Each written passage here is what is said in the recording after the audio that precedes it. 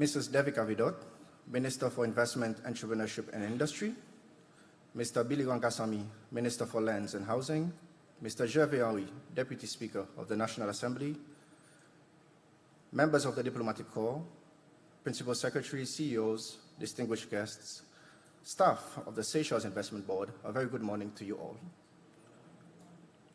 My name is Alex Henderson and I shall be your MC for this morning. Welcome to the Public-Private Sector Engagement Forum hosted by the Seychelles Investment Board. We are privileged to have numerous governmental entities and key partners from the private sector in attendance, whose presence underscores the importance of our discussions today.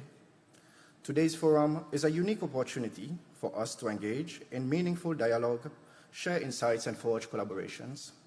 It will drive our collective goal of fostering a robust investment environment and enhancing the synergy between the public and private sectors. Before we proceed, I would like to take a moment to recognize the hard work and dedication of everyone who has contributed to organizing this event. Your efforts have been instrumental in making today possible. Ladies and gentlemen, on your table, you will find a Wi-Fi ticket and a feedback form to fill out before the forum concludes. Please leave the completed form on the table so our staff can collect it. For those who have driven here, please bring your parking tickets to the reception for validation, where a hotel staff will assist you. Without further ado, let us start our program. Please join me in receiving Ms. Anne Rosette, CEO of the Seychelles Investment Board, for her welcoming remarks. CEO.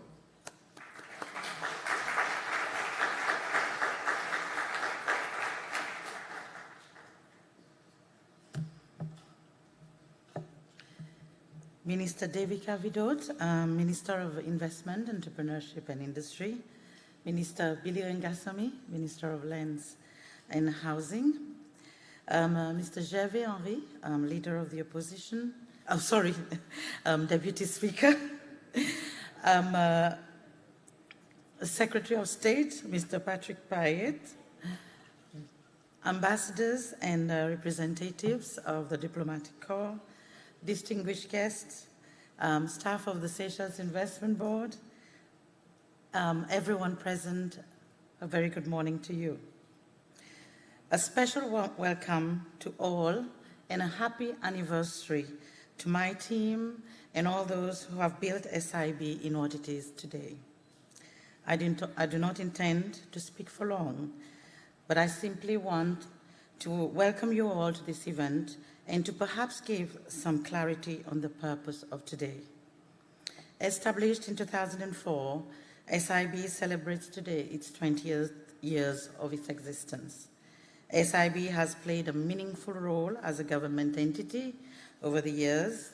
Many may not know, but SIB has been a silent collaborator to many of the foreign direct investment inflows and local direct investment initiatives in the country.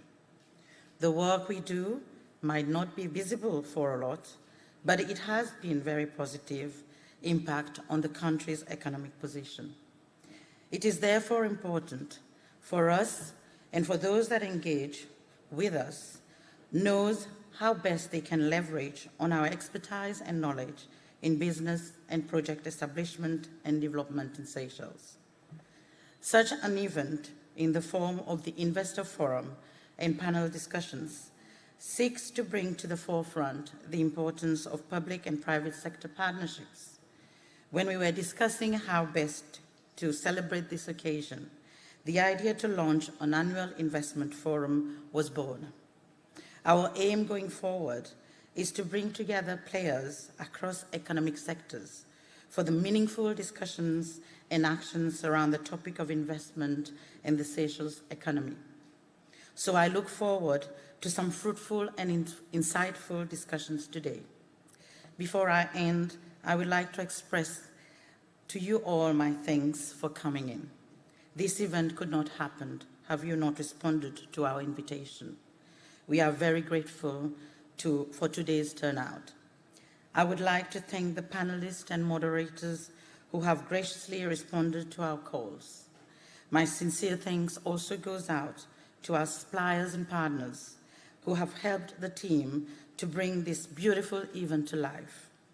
Last, but of course not least, my team under the leadership of Katharina and Rola, you have done a brilliant job. Thank you for your hard work. I hope today we will create and build purpose for the future. Have a great day.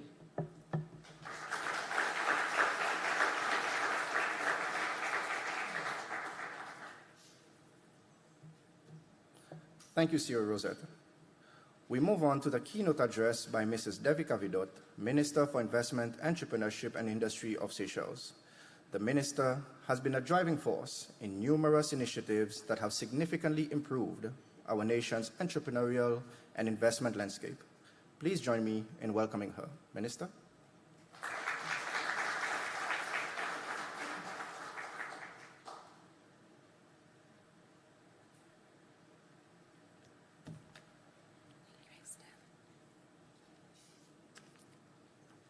Minister Bilerangasamy, dear colleague Minister, Deputy Speaker of the National Assembly, Mr. Gervais Henry, Secretary of State, Mr. Patrick Payet, members of the Diplomatic Corps, PSs, CEOs, distinguished guests, staff of the Seychelles Investment Board, ladies and gentlemen, a very good morning to you all.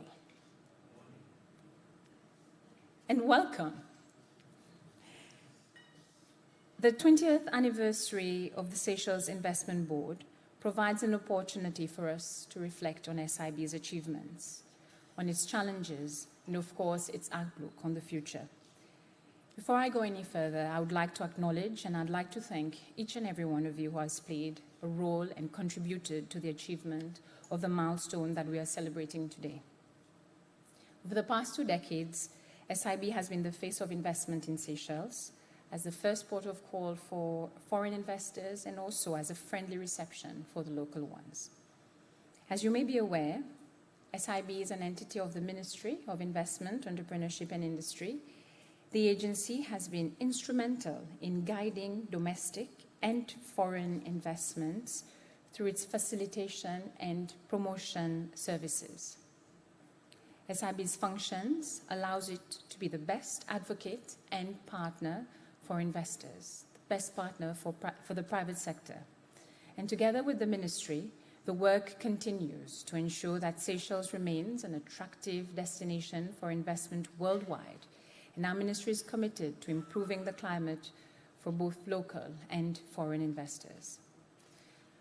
The work continues to reduce bureaucratic hurdles, enhance transparency, and ensure greater predictability in the investment and the business landscape. Exactly a year ago, the ministry, together with the help of the UNDP, launched what we call the SDG Investor Map. And this map is currently hosted on the SIB website. For the first time, Seychelles emerged with a marketing tool which lists out the investment opportunities in key areas that support sustainable development growth. This was done by aligning our policies with the United Nations SDGs, all with the aim of guiding private capital to SDG impactful businesses.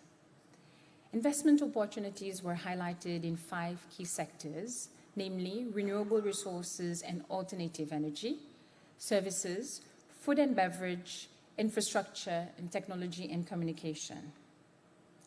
Looking ahead, we must acknowledge both the opportunities and the challenges for Seychelles, especially in the priority sectors, in agriculture, fisheries, blue economy, information and communication technology, and the digital economy, where a lot of effort is being placed for us to establish and grow this sector.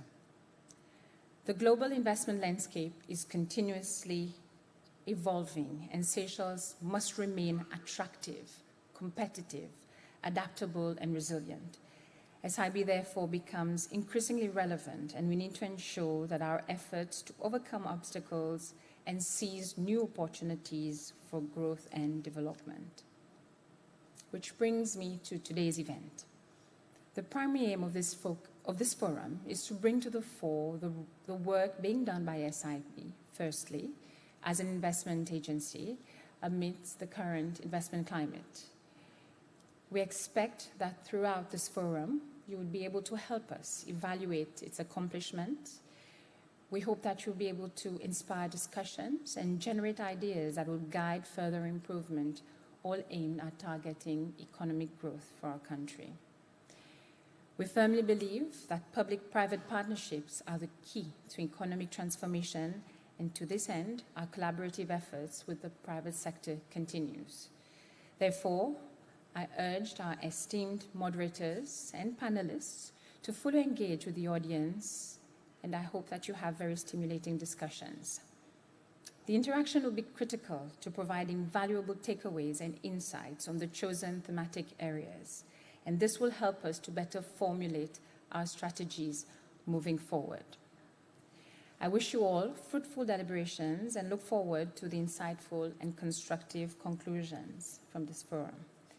Before I end, please allow me to once again take this opportunity to express my gratitude to everyone who has been involved with SIB over the 2 decades, the partners, both from government and from the private sector, and especially the SIB staff for their dedication and for their contribution to the growth of this institution.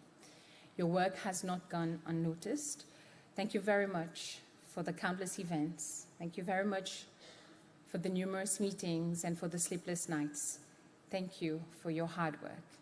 And thank you everyone for being present with us today to celebrate this very important milestone for SIB. I thank you for your attention.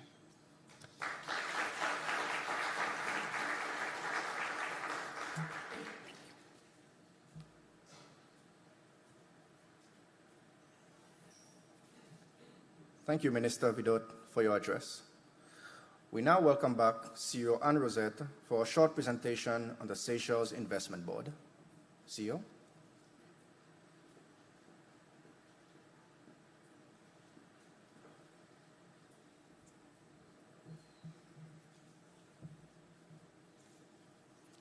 Good morning again, everyone. I do apologize, Deputy Speaker, for the error on your title previously. I hope I'm forgiven. Good morning again, SIB. So we do have a lot of engagement at SIB with our partners, investors, members of the public who come to see us. But I think a lot of times people do not really understand, in general, do not really understand what our purpose is and what we're there for. So we said today we'll take a brief moment to just go through what SIB is about, and so that our interactions going forward can have more meaning. So the vision of SIB, obviously, the Seychelles Investment Board, and SIB for short, is to make Seychelles a globally diversified investment center. SIB is an IPA, which is an investment agency, just like we have in most countries. Our entity is government dependent, so it is in central government. We get our budget from central government, as you know. Most of us, we have to go into to the assembly to have our budget approved annually. So we are not what we call an SOE or a private entity. Our mission is fourfold. We want to improve and to promote, local and foreign investment in Seychelles. We offer a world-class service. I think the team try their best in customer service. So if ever there is a failure, we will humbly ask your feedback, and we will try to make it better the next time you interact with us. We work closely with our key stakeholders, which are government agencies, but also the private sector and any key entities or businesses in the private sector. We continue and contribute towards the development of an investor-friendly environment. So, as you know, the Ministry of Investment, Entrepreneurship and Industry is key for ease of doing business in Seychelles. And we, as an entity of that ministry, we also support in that engagement. Sorry. What is our goals, okay? I touched a bit on it previously in terms of developing sectors, but at the same time, we want to develop sustainably. We will talk about it in the forums later on how Seychelles, as a small country, we have limited resources, and we have limited resources in terms of land. We are sea rich, yes, but how do we balance the both? We want different investment types, not only foreign direct investment. We are encouraging local investment also, and we work a lot with our local partners. We want diversification, as we have noticed or come to realize for post-COVID that we cannot rely on certain sectors only. We have to diverse our economy so that we are more resilient to global shocks. We want to develop our country in terms of infrastructure so that it can support any kind of value added that we want to build in the future. And lastly, but not least, creation of jobs. So this is where you have an economy which is growing. If you have people in employment and you have good employment, you will have a country which is more resilient. Why is it not working? Okay. So what is the role of SIB? We want to attract foreign and local investment. We facilitate the process of any investor who wants to establish or implement a business in Seychelles if they think they need our support. But there are instances as well where they do require to pass through SIB so that we can then not approve the process, because that's not what we do, but we consult with the other authorities which have the legal, let's say, regulatory requirement to sanction any business activity. We collaborate with our stakeholders, as said previously. We advocate for fair regulations because our country, as you know, we have a set of regulations which does encourage investment, and we want to promote that so that it is seen as something which is attractive for our destination. We are committed to sustainability. As I was explaining, a small country with limited resources, we need to ensure that future generations do benefit from the economic growth of this country. And we promote diversification, obviously. Our services, what do we do? Our team is made up of 20 around at the moment. We can be more, but we've had challenges to get talent. This is something we will work with the ministry going forward on how do we attract the right talent. But we do our best with the resources that we have. We have three main units. Two of them is basically sitting on the outside, which we interact with a lot with our stakeholders and investors. We've got the promotion side, which is, we call them marketing, but what they are doing is actually promoting investment and promoting investment initiatives, actually making Seychelles visible as an investment center, but also interacting with the local entities and even in the community to see where we can establish projects that can build a community in Seychelles in general. We have on the other side what we call the facilitation, which I've just explained to you what it comprised of. It's a team actually working daily, interacting with investors on their projects, and really a hand-holding kind of work from start to finish, even post-investment. So you can see up there we have which is before the project gets implemented, and post is when the project has got implemented, and now what follows is the execution, is how, if it's a construction, for example, the building, how it's going, how the investment is flowing in, what the spendings are, if it's meeting what the proposal that was sent to us that has gone through our process is actually being executed as it was said to be. And obviously with that, we want to get further investment by doing the post-investment activity. We also have a unit which sits in the middle, and that's the market intelligence unit. And they work around getting trends, seeing whatever initiatives that we are doing in terms of promotion or facilitation, if these are being, what impact is that creating, if we need to course correct anything, and obviously feed into policy decisions or strategic decisions going forward. So why we would say the work that we do, why is it important that we do it?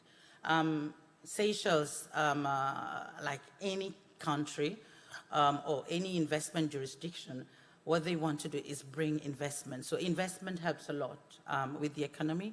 What we get in terms of investment, for example, in foreign direct investment, helps to balance out in terms of our economic prosperity. So why do we promote Seychelles as an attractive investment destination? Seychelles GDP is relatively a good one. It's 15,874 USD per capita. We've got a stable currency, the Seychelles rupees. We have got a population at the moment going to 100,000, and without non-Seychelles, I can get to 123,000. We have an FDI inflow at the moment, forecasting at 289 million. So we're expecting that to grow further than what we had pre-COVID. Pre-COVID was around 300 going to 400 million, but now we want to move that back to that good number. We have a land surface, which is very limited, like I was explaining before, but we do have we are sea rich, 1.3 million kilometers of sea, and you can imagine the resources that's out there in our seas, not only in terms of fish, but in terms of other things that we haven't discovered yet. So that there's an opportunity for us to develop that resources rather, yes, sustainably.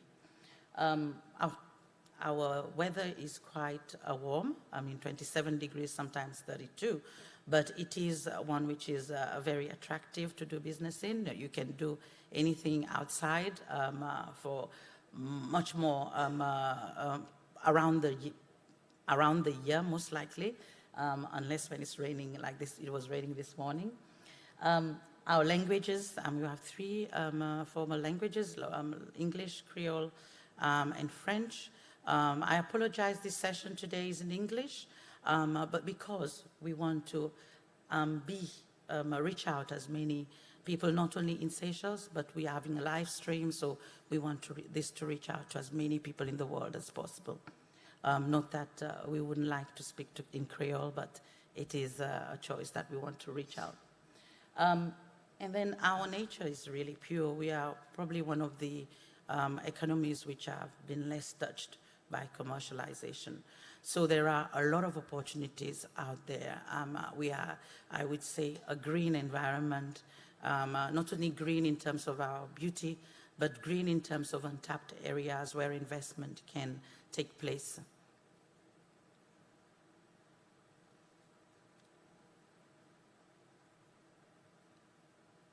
So connectivity, other benefits of Seychelles is that we sit right at 400, I think it's 400 kilometers, away from East Africa. We are not so far from the Middle East. We have planes coming in almost every day from all corners of the continent. And we basically right in the middle of the Indian Ocean. So we have a very good connectivity in terms of even our seaport, where we have tourists coming in by cruise ships. There are opportunities there for us to create value added in every aspect that we want.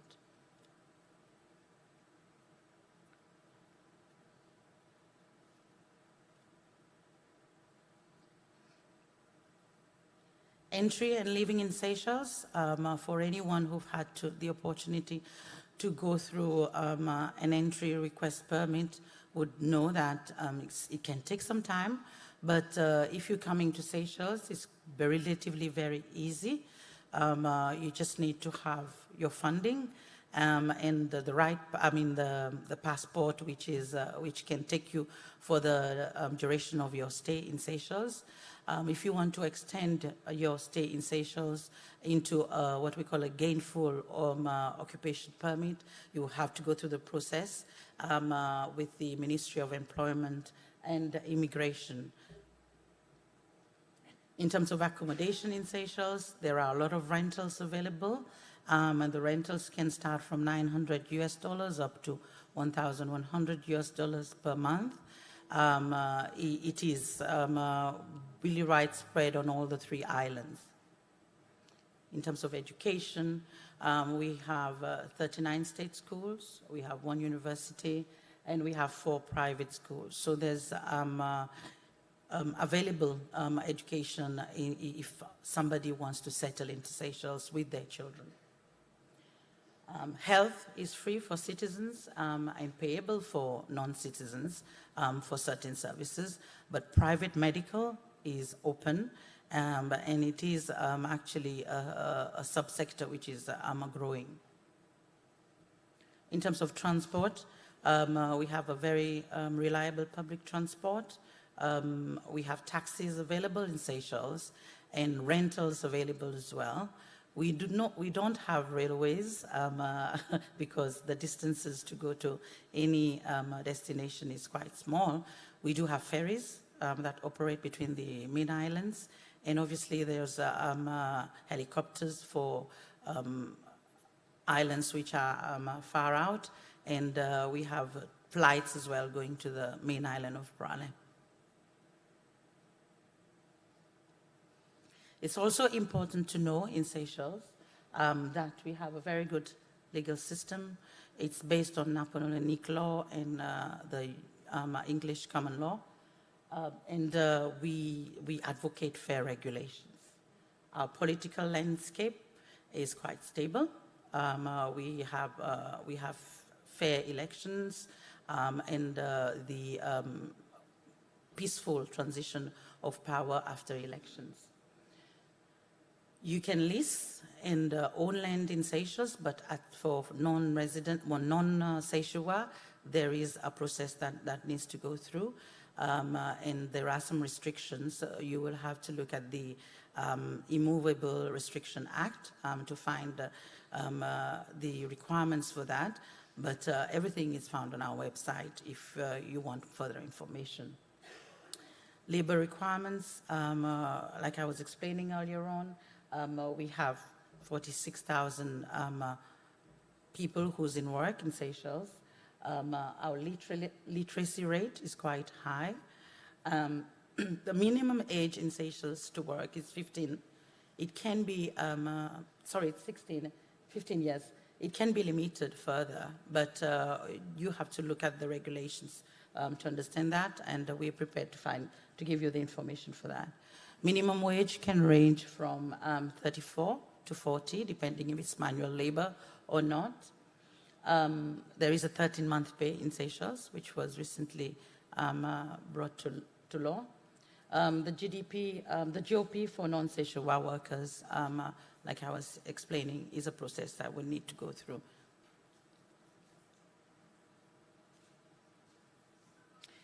So to sum up, why Seychelles? I call it the 4S, okay? Seychelles starts with S and ends with an S.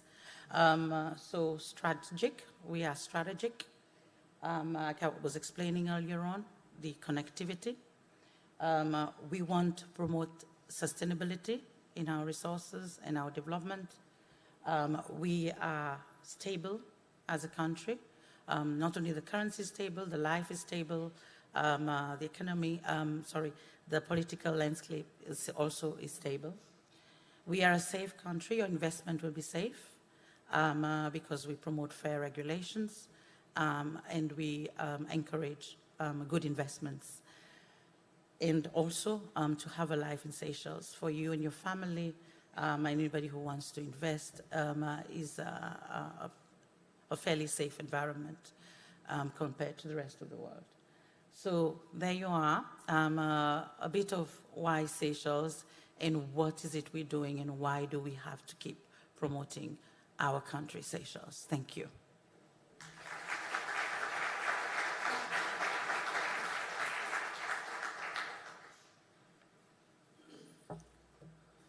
Thank you, CEO Rosette, for your insightful presentation. I would like to take this opportunity to encourage potential local and international partners to engage more with SIB to boost investment and drive more economic growth in Seychelles. We now proceed to our first panel discussion, Public-Private Sector for Financing as a Catalyst for Growth. This panel will explore various financing models, their significance, and how they can be leveraged to drive economic development. Our esteemed panelists will also discuss the opportunities and challenges regarding access to finance. Please welcome our distinguished guests, Mr. Patrick Payet, Secretary of State at the Ministry of Finance, National Planning and Trade, Mr. Oliver Bastien, Chairman of the Seychelles Chamber of Commerce and Industry, Ms. Rana Fernandez, Head of Credit Control at the Development Bank of Seychelles, and Mr. Peter Wozeli, a business tax consultant. Dr. Michael Hall, Dean of the Faculty of Business and Sustainable Development at the University of Seychelles, will moderate this panel. Thank you.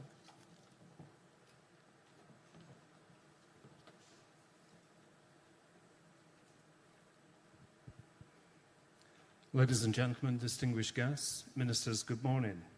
I'm Michael Hall, and I'll be moderating the first panel meeting. I have to say I'm looking forward to this.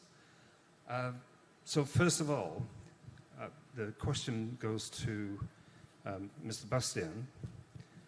What are the most significant challenges small and medium enterprises face in accessing finance? And the second part of the question then is how financial institutions can address some of these challenges. Thank you very much for your question, Dr. Hall, and good morning, everyone. Okay, all right. Good morning, everyone. That's better. Here we go. So to answer the question, I think first it's really important for us to understand, I guess, in terms of the landscape here in Seychelles pertaining to what I call the demographic of businesses we have here. And don't quote me on the stats, but I think you're looking around 80-90%. SS, please, I hope I'm right here. Micro, small, and medium businesses, 80-90%. I think that's a fair stance, And so, so understanding the challenges of the MSMEs are fundamental with regards for the growth that we're talking about. And I think one of the main challenges that a lot of the MSMEs goes through with regards to accessing pertaining to finance is around the lack of collaterals. I think a lot of the smaller businesses have this issue where fundamentally you see that when they do go to the banks, that they are utilizing a lot of their personal assets as in terms of the main collateral. And this becomes in terms of a fundamental challenge for them. And some of them do not have in terms of this collateral. So again, this becomes an automatic barrier with regards for them to expand or to grow or to move into new, in terms of new era, Secondly, another challenge, and I'm sure Peter will agree with that, is that, I'm going to call it the financial pack, So what I'm saying here is when you look in terms of the businesses, especially the small and medium ones, when they go to the bank and they bring their business plan, a lot of them have in terms of what we call a lack of credit history. they will have volatile, well, Rana also will agree on that, a really volatile cash flow going forward. So the banks are looking at that and going, how do we finance that, you know? This becomes a challenge. And I think also not understanding in terms of their forecast of what's going to happen, I think it's also a challenge for the private sector, but also for the FIs, the financial institutions. So it's really hard for them to access the whole creditworthiness pertaining to whether they can support these businesses. And I think another challenge which I think it's fundamental to talk around is around the length of time it takes for the application process. Again, I'm not putting blame anywhere. I don't want to get in trouble, but it does take some time. And let's be honest, it does take time. Albeit it could be the fault of the bank or the fault of the private sector, the business itself, but it does. And so there needs to be good planning for the business before, you know, if they want to do it on very, very quickly, it might be a challenge for them. So then the question, your second part of the question is, what can the financial institutions do in terms of for these challenges? Well, the first one, I think it's really in terms of a discussion that we need to really put it out there, which is what kind of other collaterals can we start thinking about? For example, you know, I run a professional service firm, and if I have in terms of, I'm looking at my banker there, and if I have in terms of a debtor list, you know, can I utilize that as a security? You know, if for example, if the business has got certain kind of equipments, can they utilize that as security? Their inventory. So it's not an easy answer, it's not an easy solution, but I think we need to move away from just looking at the traditional one. And if I can then wrap this up, I can see I'm taking a long time already, is around in terms of, and banks already do that, it's around in terms of looking at the volatility of the cash flows and having a solid, flexible repayment plan. But that's working with the business together. Thank you. Brilliant. Thank you so much. I think the whole concept of innovation and doing things differently, and we heard this morning challenging bureaucratic ways and speeding up bureaucracy in some ways is really an interesting concept, and I think the whole government is looking at. I want to move on now to the different types of examples or of case studies where innovation has been used in finance. So I'm going to ask Mr. Rosalie to answer this question.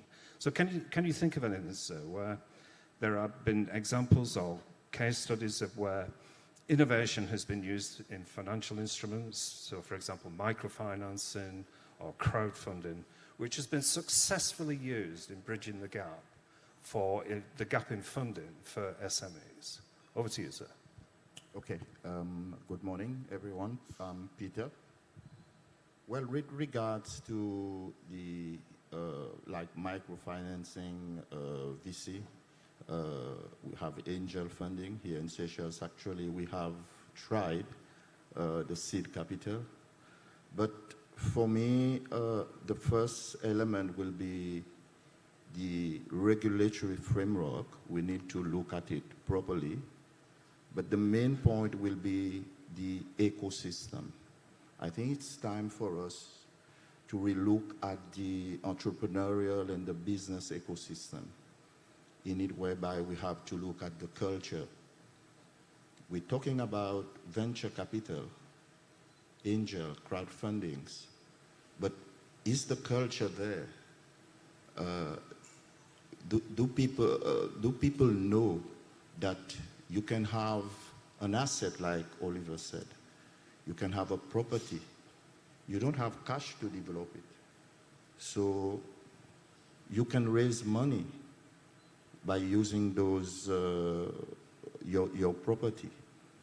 But then again, for me, my main focus would be, we don't have much example of venture capital in Seychelles. Maybe later we will talk about the PPPs, but we don't have much. But first thing, I think we need to look at the laws, the policies that we need, because I know there are a lot of businessmen out there with a lot of cash in the bank, not being used.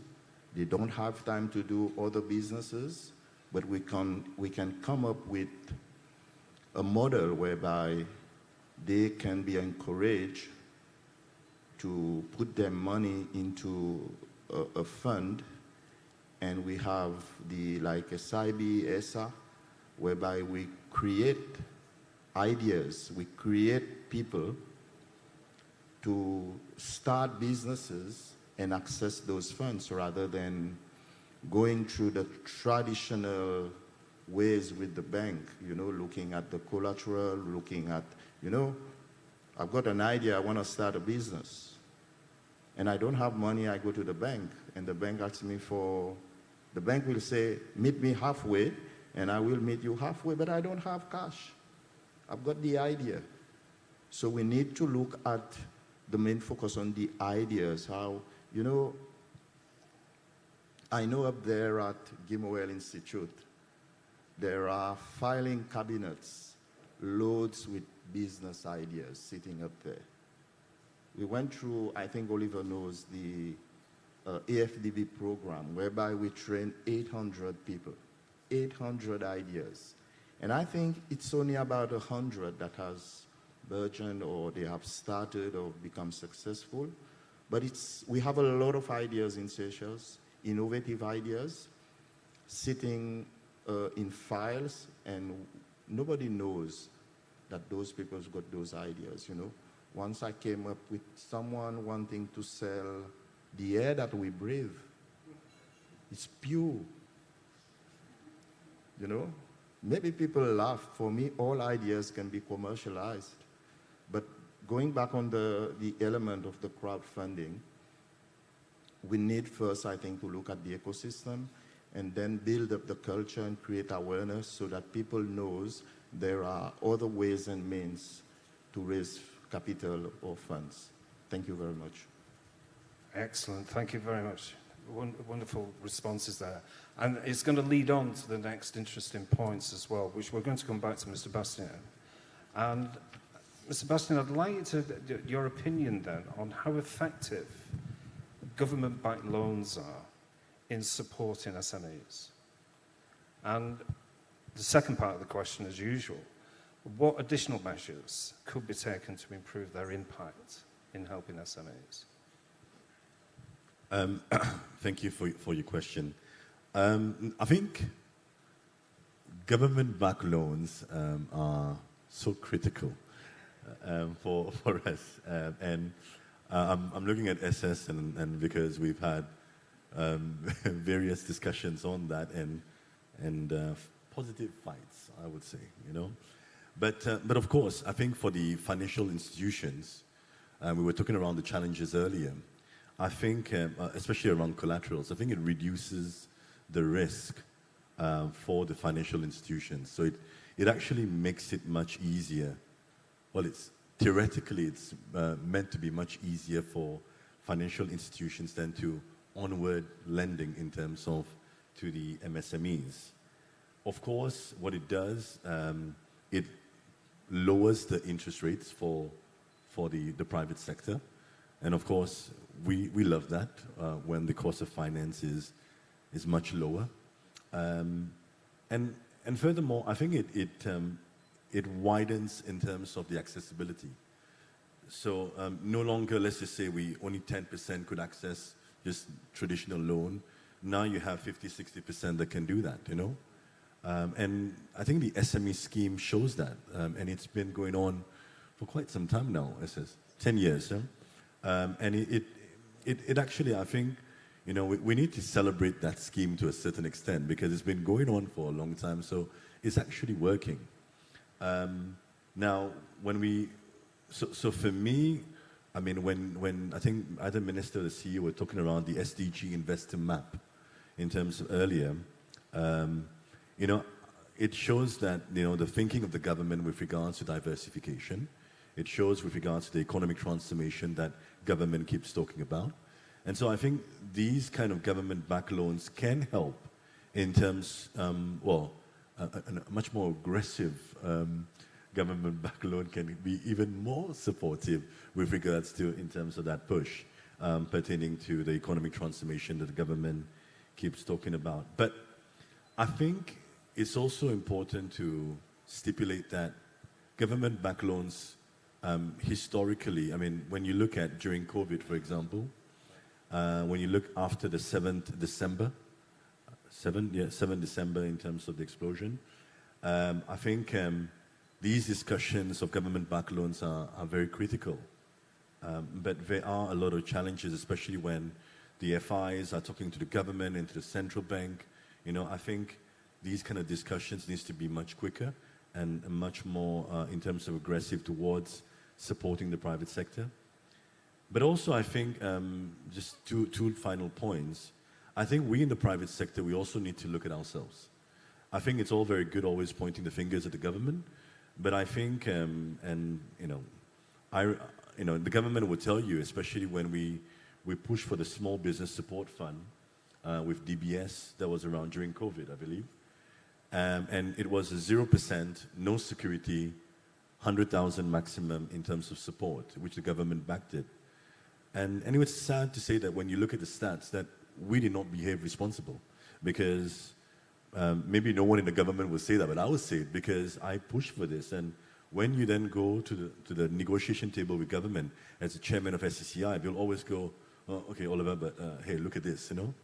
So I also want to make a shout out. The government-backed loans are critical. I want to encourage government, don't give up on us. But also, I also want to say to the private sector, when we're given in terms of those back loans, let's seize the opportunity, let's use it wisely, and let's be responsible. Fantastic. Thank you. Yeah, brilliant. Thank you so much. On a final note then, what do you see the role of fintech playing in transforming SME financing in Seychelles? With regards to fintech, I think to me, I think this is brilliant. We need more fintechs in Seychelles. And when you look in terms of the various initiatives or projects or businesses that are starting to come out, I think it's positive. I mean, you hear in terms of, the Jews, the Absa one, I can't remember the name, but there's the Absa one. But recently we've heard about Ibu, and I think it's positive that we encourage in terms of these kind of ventures, and especially when you look at a company like Ibu, which is local, and so we want in terms of these fintechs to sprout up as quickly as possible, because I do believe that it gives in terms of a catalyst. Number one, with regards to the government agenda, we hear in terms of the whole notion of, is that me? I'm talking too much? Yeah, I think it is. No, that's for me. Oh, that's for you. With regards to the cash light agenda, I believe. I think that's what you guys call it, cash light agenda. So I think it makes sense. I was just reading today, and I think Mr. Bernard Jackson, I think his final interview, I think he was saying, let's get rid of cash, I think if you guys managed to pick up in terms of that interview on today. So, when you do have fintechs, for example, we hear around the mobile payment solutions. I think that's really interesting. It's 24 hours now, and furthermore, I think when you look at platforms like Ibu, they kind of keep telling you that, hey, you can utilize our platform to look at the statistics, to look at the data analytics, the insights, of better understanding in terms of your business. And I think the best place moving forward would be when we have fintechs getting involved in microfinancing. And I think that this will be a space that I think the FIs will not mind, because there is a gap there. And, it is, when you need those quick in terms of decisions being taken, and fintechs can do that. So I think they play a key critical role, and I really encourage these kind of investments like Ibu to keep on pushing into the market. Thank you. I mean, we've seen throughout the country different competitions like the hackathon through various organizations. The hackathon was designed for entrepreneurs, people with innovative thoughts of designing apps to improve the management of finance. So thank you, Mr. Dustin. That's brilliant. I'd like us to move on now to the concept of financial literacy. And this question is posed to the Secretary of State, Mr. Pyatt, then, and how crucial is financial literacy for entrepreneurs, and what strategies can be employed to enhance the financial education amongst SMEs? Thank you, and a very good morning to all. For me, I feel it's very crucial because, first of all, we need to ensure that the SMEs, they have the ability to manage a bit the cash flow effectively and to take informed decisions. What we've seen, especially in the context of Seychelles, one of the components is about maybe not banking. Yes, they are getting revenues, but they are not banking. And these are information that it is crucial so that at least whenever you are applying for a loan, it can be used for the bank to know your history. And then secondly, one of the sort of maybe not trusting the system, mainly with taxation system, because what we've seen is the information that they provide the banks is a bit different compared to what they provide the Seychelles Revenue Commission. And I think this is where a lot of advocacy needs to be done to explain to them the rationale. Why is it for you, the information that you are submitting to Seychelles Revenue Commission, it can be used at the same time for you to get a loan in the future. So definitely for me, it's a very crucial thing so that we do more advocacy through workshop, because there's a lot of, for example, through ESA or even SIB or the Ministry of Entrepreneur or even the Ministry of Finance or other agencies, we can do a lot of advocacy, or through TGMI as well. And then secondly, how do we get them to work together? Because there are a lot of good SME that has developed from small and has gone into maybe a medium and then go large, so that at least we can get those that have really evolved, maybe to be a mentor to some of them. So a lot of things can be done through the advocacy and literacy as well. Fantastic. Thank you so much. And there are good practices going on around the country at this moment in time. So I'd like to call upon Ms. Rina Fernandez now just to talk about any of the successful financial literacy programs and initiatives which have either happened in your bank or you're aware of across the country. Good morning, Ms. Fernandez. Good morning, everyone. Thank you. Yes, we do have programs in place. We actually have one with ESA, which we work closely with for the seed capital. And together, ESA with the University of Seychelles, they hold trainings, and trainings are conducted regularly for the proponents. Secondly, we also take note that the University of Seychelles will be introducing the business incubation program sometimes very soon. And however, we will need the public and the private sector to come in and help with this program. And thirdly, we have the apprenticeship scheme for the school leavers, which together with the financial institution, the University of Seychelles, the student can go and work part-time, and then at the same time they can attend school and earn a degree in business, a BSc in Economic and Finance. Thank you. Wonderful. That's not just pushing for the university, but at the university we take our responsibility very seriously. So we need help with the incubator, so supporting new and existing businesses to be able to grow, and like the Secretary of State has mentioned, the access to finance and different finance modules as well. So thank you. That's a brilliant testament for us as well. Coming back to Mr. Pyatt then, what are the key policies, government policies, which support SMEs? And how effective have these been in growing SMEs, in fostering that relationship with the government? Thank you. Maybe if we can start on the tax policies, I know the taxation, which most businesses don't like. But however, just to advise that there are some very good taxation policies that the government has introduced. For example, the presumptive tax regime for the small, especially those earning below 1 million, there's a special regime for them. And also in regards to, in January 2022, government reduced the tax rate from the taxable income above 1 million. The remainder to be from 30%. This was reduced to 25%.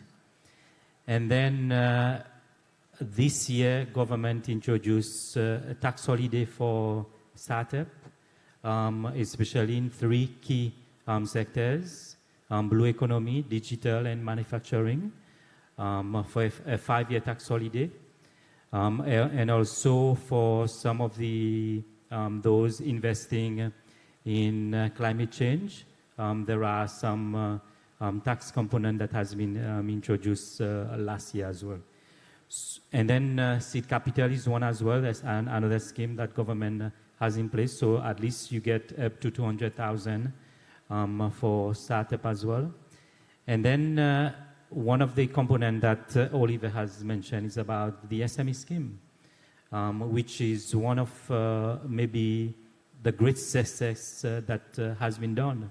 2.5 billion has been loaned out to small and medium enterprise. And this scheme, government guaranteed even at 70%. But however, what we've seen is a very good success because currently maybe what government has to give back because of the guaranteed to the commercial bank is very low. So we've seen that those that are on this scheme, they are paying their loan. So this is why it's an important sort of policy and scheme that we have in place. Perfect. Thank you so much. Thank you so much for that. Mr. Bastian, moving on from what the Secretary of State has just said there, what additional policy measures do you think are needed to simplify the regulations? You talked in your earlier answers about the constraints of bureaucracy, the time it takes for processing of applications. What practical things could we do? Well, firstly, I just want to directly maybe respond to a statement by SS Payet. No, the private sector, it's not that we don't like tax. We believe in a taxation regime that's fair and equitable. I think that's what we like. And also of course, we would like lower tax rates. So let's start from 25. Let's even go further down to 15. Why not? You know, I think that will then keep on stimulating us. You know, exactly.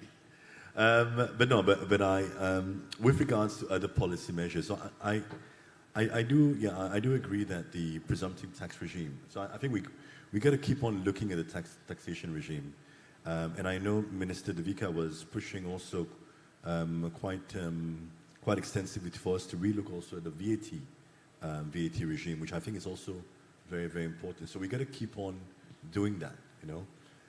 And when you look at when you look at the ease of doing business, which I think is on everyone's kind of fingertips, you know, we all would say, yeah, ease of doing business. Let's get it done. You know, I think it's a very challenging thing, but I think there has been some successes that we've seen. But I do keep encouraging the government, the National Assembly, but also in terms of us in the private sector, we need to work together here and really kind of just map out in terms of, I mean, my background is an auditor. So for me, it's always around in terms of mapping out the process and really looking at the bottlenecks, the risk, the different kind of controls within the process, and then start basically looking at how we can make that much more seamless. And a lot of it are already embedded within the law. So this is where the National Assembly comes in. And I think Mauritius has done a really good job in terms of the way they've simplified in terms of a lot of the process. And I think they pushed through what we call a facilitation bill, where they looked at all the different areas of bottlenecks pertaining in the law, and they got rid of that, you know. And I think then this goes very nicely with with the work that the government is doing pertaining to digitalization, where they are pushing a lot of digitalization of a lot of our processes. But to me, it's also around getting that process right in the first place. But I think there are positive things, but I do want to encourage that to go on even further. The incubator, which I've just heard with regards to the UNICEF pushing, I think that to me is, you know, and I'm sure Mr. Wazeli will agree, I think that is fundamental for us, you know, going forward, especially for the micro, small, and for those that are thinking about this concept of selling air. I think it's good to get them in this in terms of machine, and get them in terms of rinse a little bit in the incubator, get them that support. But I do agree, Dr. Hall, that for me, unfortunately, I hope you don't take it the wrong way, but I don't think it can only be the UNICEF. I think it has to be all of us working together. Because we're a small country, it doesn't make sense to have 10 incubators, 5 incubators. It makes sense to have one incubator. So let us all, in terms of work together to make that happen. And my last point in terms of regulations or policy measures, I think we should encourage PPP. And PPP, public-private partnership, is so important. Especially in this day and age, where effectively resource limitation is so critical. And I think we've got some amazing success stories. So I want to encourage the government, let us not regress, but let us progress with regards to PPP. So thank you. Oh, thank you. So that really does lead us on to the next points of the discussions, and very interesting ones. So I'm going to come back to Ms. Fernandez now to give us, in your experience, what, either at the bank or again, generally speaking, what sort of financing schemes are available for people wishing to start businesses or expand their businesses from small to medium and even to large? Okay, I will speak for DBS because I'm here to represent my bank. So at DBS, we have like 6 schemes available for the businesses to develop their businesses for startups or expansion. So we have the SME scheme, and then we have the DBS scheme, which is our own scheme. And then we have other schemes that we manage on behalf of the government. So basically these schemes are here, like we have the Blue Investment Funds. This is for the development of the blue economy. We have the SBFE schemes. This is for small businesses, and you can access financing for a loan of up to 300,000 rupees. We have the FDF, which is the Fisheries Development Funding. These are for the development of the fishing industry, longliners, value additions. And then we have the ADF, the Agricultural Development Fund, which is for the registered farmers. I will not go into details of the schemes, but if you wish to have access to this information, it's available on our websites. And you may also contact us at the DBS, or if you want to have a quick chat with me while I'm here, we can have a one-to-one conversation. All right? Thank you. Brilliant. Thank you so much. It just goes to show that, again, there is a lot going on, which we don't really know about. We seem to be operating in isolation, and maybe this forum is a means of closing that gap. Thank you. Thank you so much. Moving back on to the concept of public-private sector funding, I have another question now for the Secretary of State. And again, in your experience, how crucial is public-private sector collaboration in stimulating economic growth? Every country in the world is talking about growth, we've mentioned GDP and things like that, but How important is public sector and private sector collaboration? No, definitely the public and private sector collaboration is very crucial, especially when you take into the context of Seychelles, because a small island state economy where we have a specific challenge because of limited resources, the impact of climate change, the external shock as well, and also maybe because of our heavy reliance on tourism, key industry, key sector. So how do we collaborate further between the public and the private sector to maybe mitigate some of those challenges? Government are there, yes, to set the regulatory framework, the policies, but the expertise goes back to the private sector. They have the technical know-how, they have the investment. So for me, this is where government needs to come and work with the private sector.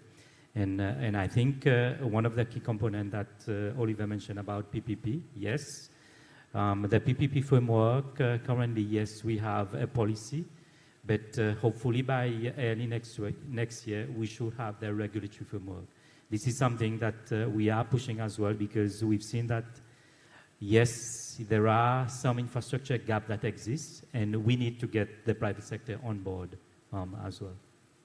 And thank you again so much. And moving on that theme, I'd like to ask Mr. Rosalie then, what are the possible challenges of public-private sector financing models?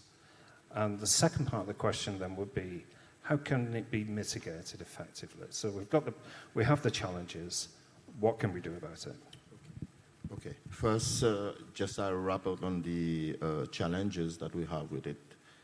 First of all is the awareness. People need to know that you can have a piece of property or you can have an idea and you can join with the government and develop a business. So we have a good example in Seychelles. The oldest one is the Takamaka Bay. We have, I think, PS, you can confirm, Thai Union is a PPP, CCCS, and IPHS, I think, is another one.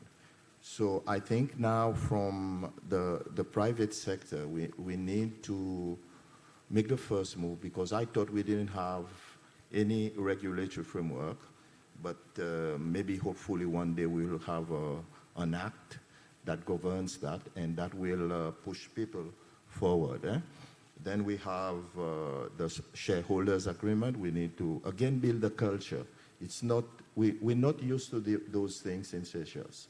So first, before you jump into it, we need to educate people. We need to sensitize people.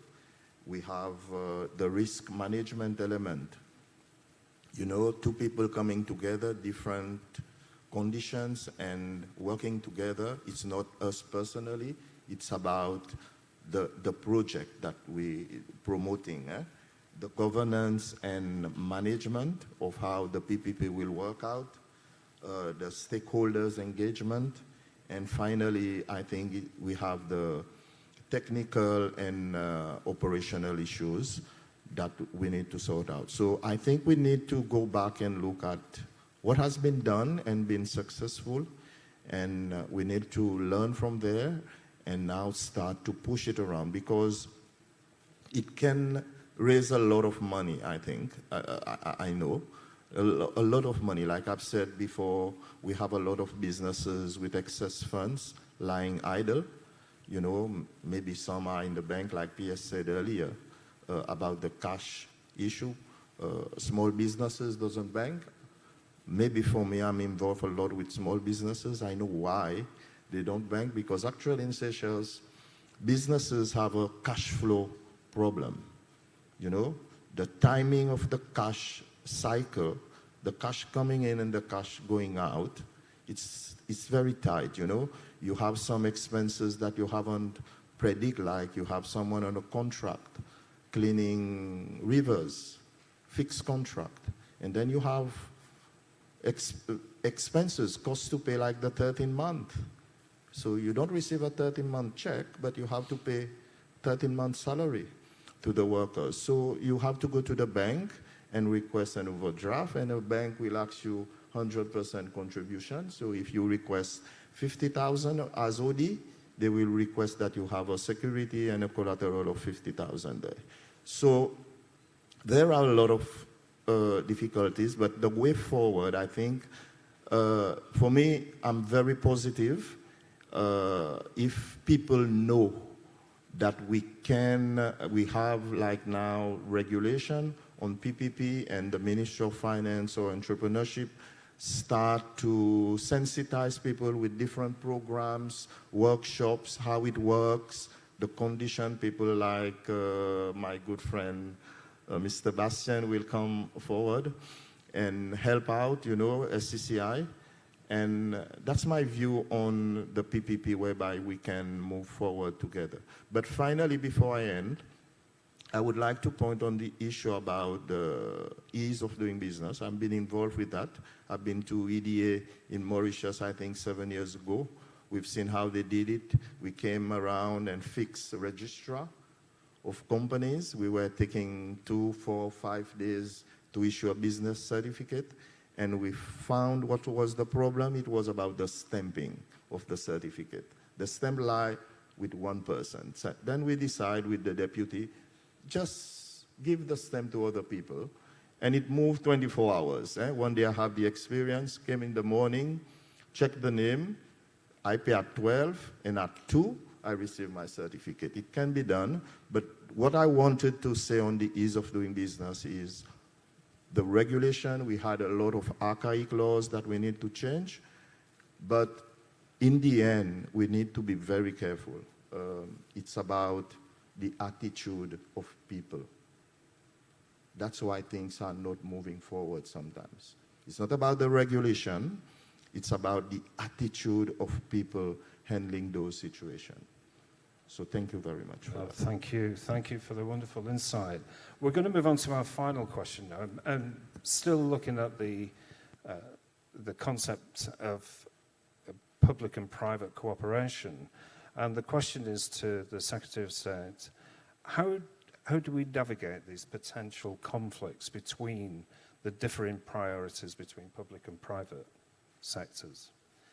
Private sector have a different set of objectives, where public sector is possibly more about providing a service, with financial considerations being secondary at some stage. Maybe to start with is we need to have a shared vision for Seychelles. And I think this is key, because this is why we have the Vision 2033 and the new National Development Strategy that for 2024-2028. With that, this vision and NDS, it was not done in isolation just by government, but it was something done with the private sector, consultation and engagement. And I think this is key, because at the end of the day, the private sector will know where government is going, especially in regards to the transformative economy. Yes, the different other strategies needs to work with the different sectors, but however, the main pillar is there, so that at least both the government and private sector should know where is Seychelles going in the next 5 years. And then secondly, Seychelles is small. And I think this is where, if there is any problem, communication is key. Let's sit around a table and discuss. And I think we've visited so many of the other countries where we've seen that, yes, there is a particular problem in this area. We need to sit down between the private sector and public sector and discuss and find maybe alternative solution, and then propose maybe policy guidance or policy proposals to amend further. So for me, the main two is about how do we collaborate and find a solution together, and also about the shared vision for Seychelles. Thank you so much for the inspiration. And that really does sort of conclude our panel discussion. So we'll be inviting questions. I just want to give you one example of public engagement by Nouveau Bank. And we'll all have seen the financial awareness programs and trainings they've been offering throughout the country. Not just for school children, not just for school leavers, but for all members of the community. And it sounds rather vulgar at this time to sort of say, in collaboration with the university, they've offered and delivered a very successful program. It can be done, and I think, conferring with what the Secretary of State has just said, it needs all of us to come together. So, panel members, thank you so much. I think we have a couple of minutes from questions from delegates, if that's permissible.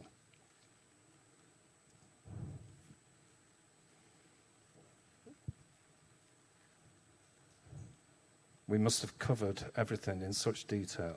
There are no questions. Good morning, Mr. Michael, Dr. Michael, and the panelists. Thank you so much for invigorating the session. With regards to the investment, like financing, catalysts as a growth, for the young people, I believe, like Mr. Payet has mentioned, there can be policy creations that can be done. And since we are inviting a public and a private partnership, I know on the continental level of Africa, there are angel networks. And in Mauritius, they have a base, but we don't have one in Seychelles. We can't just blame the bank for the loans, because the banks need a high level of security. And most young people, they don't have a piece of land, or they won't have a guarantor to secure financing. And I would also like to mention, since we are looking for private sector, why not establish, and what would you think of having an investment bank or investment managers in Seychelles? I know that in the UAE, it's $5 million, and most people in Seychelles, they don't have this level of money. So why not diversify the financial catalyst sector and have these new institutions in place to help us to grow overall?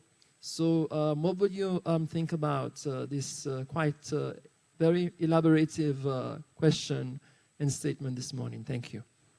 Thank you so much for a very challenging question there. Did I ask the Secretary of State? No, thank you for that comments and even the question as well. Yes, definitely this is something that as part of the strategy, both the FSA and the Central Bank of Seychelles, they are looking at innovative ways. And I think one of the components is about investment banking in Seychelles to the context. Certainly, as part of the whole strategy, this is something that both the institution and even the Ministry of Finance is looking at it.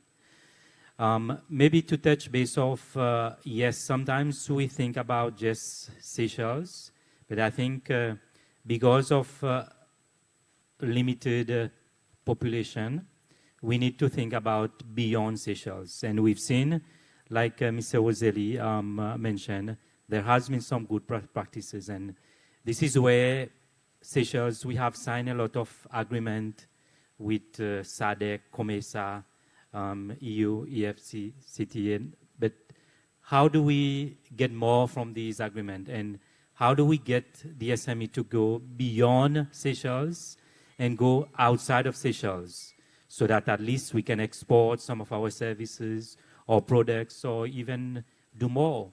So, and even for financing as well, because, for example, when we look at World Bank or African Development Bank, they are just not, or even TDB, they are not just there to loan to government. They have a private sector investment arm. And I think this is where we need to build more awareness, educate more, so that at least the SME or even the private sector can go beyond Seychelles. Thank you. Thank you, sir. Thank you. Oliver, would you like to finish off the session? Yeah, I just want to, sorry, where are you from? To which organization? I can't really see you. Which organization?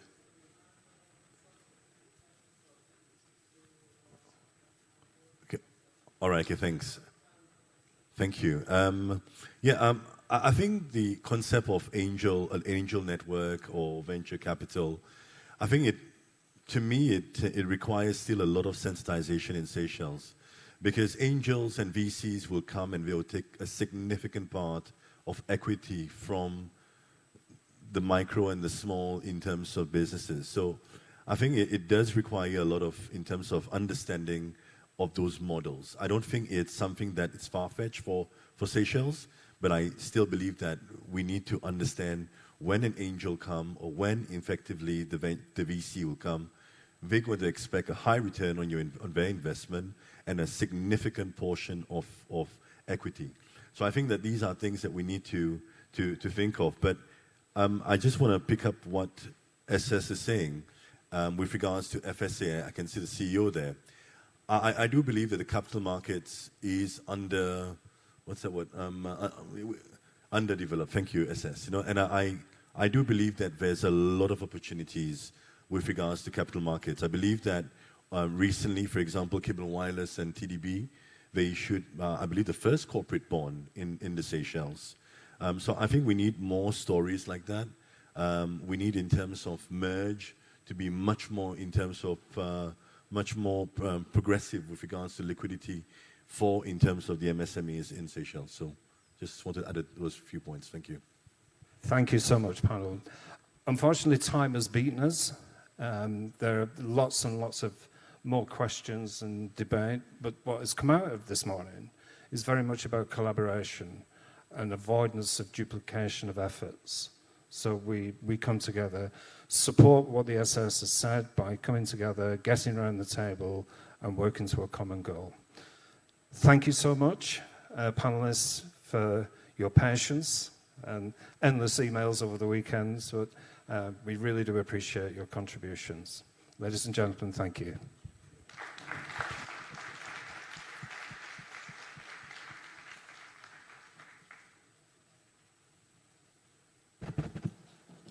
Thank you, panelists and moderator, for a thought-provoking discussion. Please remain on stage for a group photo. Group photo. Group photo. Group photo.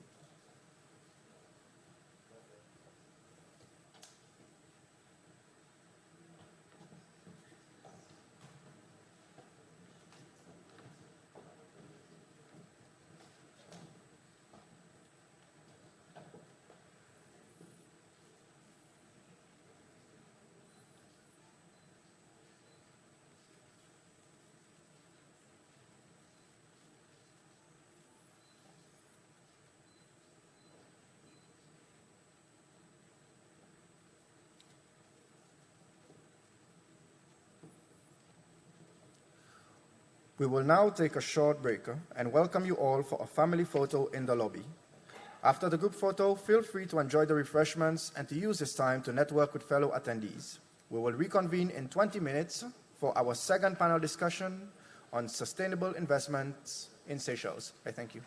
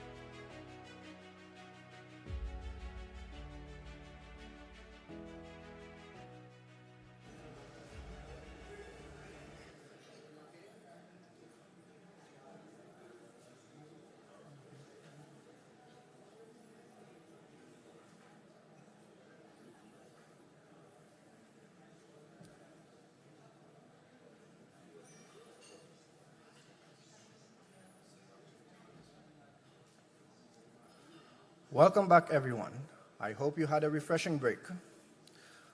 We now begin our second panel discussion on the critical topic of sustainable investment in Seychelles.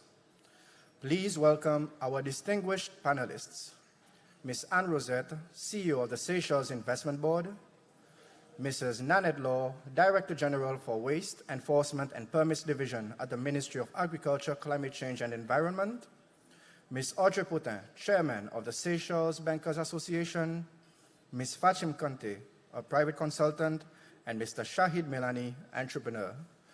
Ms. Angelique Juliette, legal consultant and founder of AJ Mediation Services, moderates this panel discussion.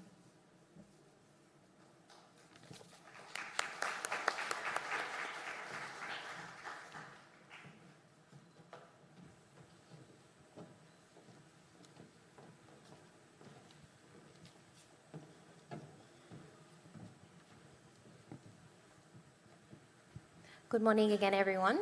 Good morning to panelists, all protocols observed. I hope you had a nice tea break, but we're getting down to some serious business now. And I would like to kick off our discussion, no beating around the bush, this is business, with a question to our CEO. So, what are the primary factors that influence the investment climate in Seychelles, and how can we make it more attractive to both domestic and foreign investors? Please, CEO. The prime factors, like I said in the presentation, is that Seychelles is relatively untapped in terms of investments. We've seen investment in the sector of tourism quite a lot. There's been investment in the fisheries sector. However, there are a large amount of sectors and subsectors still to be developed and where innovation and creativity can come into. I think with the government's initiatives on digitalization, this is one aspect where we can see some progress will be made in the near future, and also in the sector of marine, let's say, l'espace marine development. So this is, these are the sectors where we want to see investment into. However, Minister also mentioned that we developed the investor map. So this identifies the 5 major sectors, but it also gives an idea of where government is able to facilitate and put resources behind so that the economy can be transformed in, let's say, in the next 5 to 10 years. And where we think, as a government, we should apply our resources into so that we can develop as a country. These have been well established. The information is on our website, and we do have technical guides. And even if you want in soft copies, this information, we can provide it to you. And I think the banks also can use that as a kind of pack for them to develop products that can match investment. Why Seychelles? I said it before. I mean, we're a country where we're considered one of the best countries in Africa presently, minus the fact that we are a small nation. Yes, it's true. However, small nations comes with their challenges as well. And I think a lot of investors have experienced this. So it is a country which is open to investment, which is very important. It is a country which has specified the sectors where investment is available. It is a country where our regulations are really fair, and I mentioned this already. Investors can invest and take out their money as they wish. We also have banks, you know, which have corresponding banks, which are working, and the money can move around, of course, with global restrictions and considerations. We have a good climate as a country, and it's pleasant to work in Seychelles. It's pleasant to be in Seychelles. We've got a beauty which is immeasurable, and anybody who's investing in Seychelles will attest to the fact that they want to invest and also protect what they see in this country, and they will tell you at the forefront of their project, they're considering the environment and the impact of their investment on the environment. There's many more I can say. I mean, we are a pleasant nation. We are a stable country and politically. Our people is ready. And we were in South Africa last week, and one of the investors we were talking to said they've invested in Seychelles and they had a pleasant experience, and they can tell everybody in the room that they experienced. So that was a good testimony. So I think as a country, we have what it takes. However, we are missing how do we execute that, and how do we translate this into like really projects that could transform our economy. And one of the things that SIB is going to do is planning on doing, and we've started already, is working with communities into building projects, and also look at the industries, the sectors, with our MDAs, how we can provide bankable projects. Thank you, CEO. In light of you mentioning the climate, the environment, the 4 S's that you mentioned in your presentation, I'd like to ask Mrs. Law to intervene in terms of the investment climate, no pun intended, a bit more about what you think in terms of the environmental aspect of investment.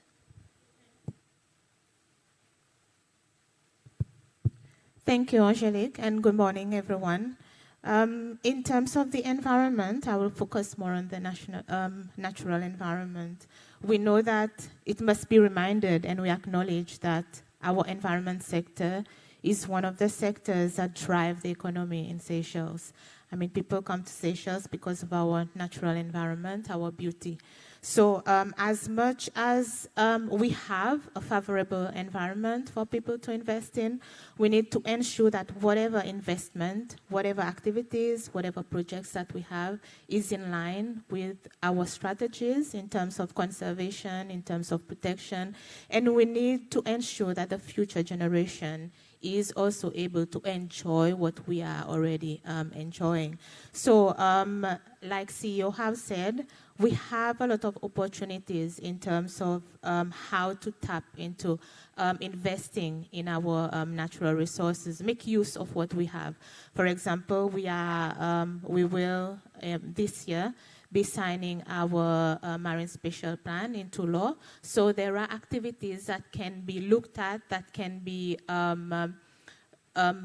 developed as part of this. So we have an environment, we have a beauty, we have a climate that is very much favorable for investors to come in.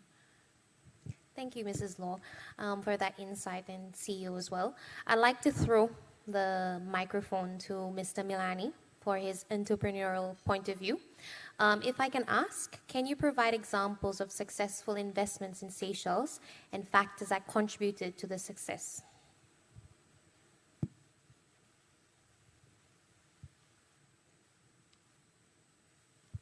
Hello. Good morning, everybody.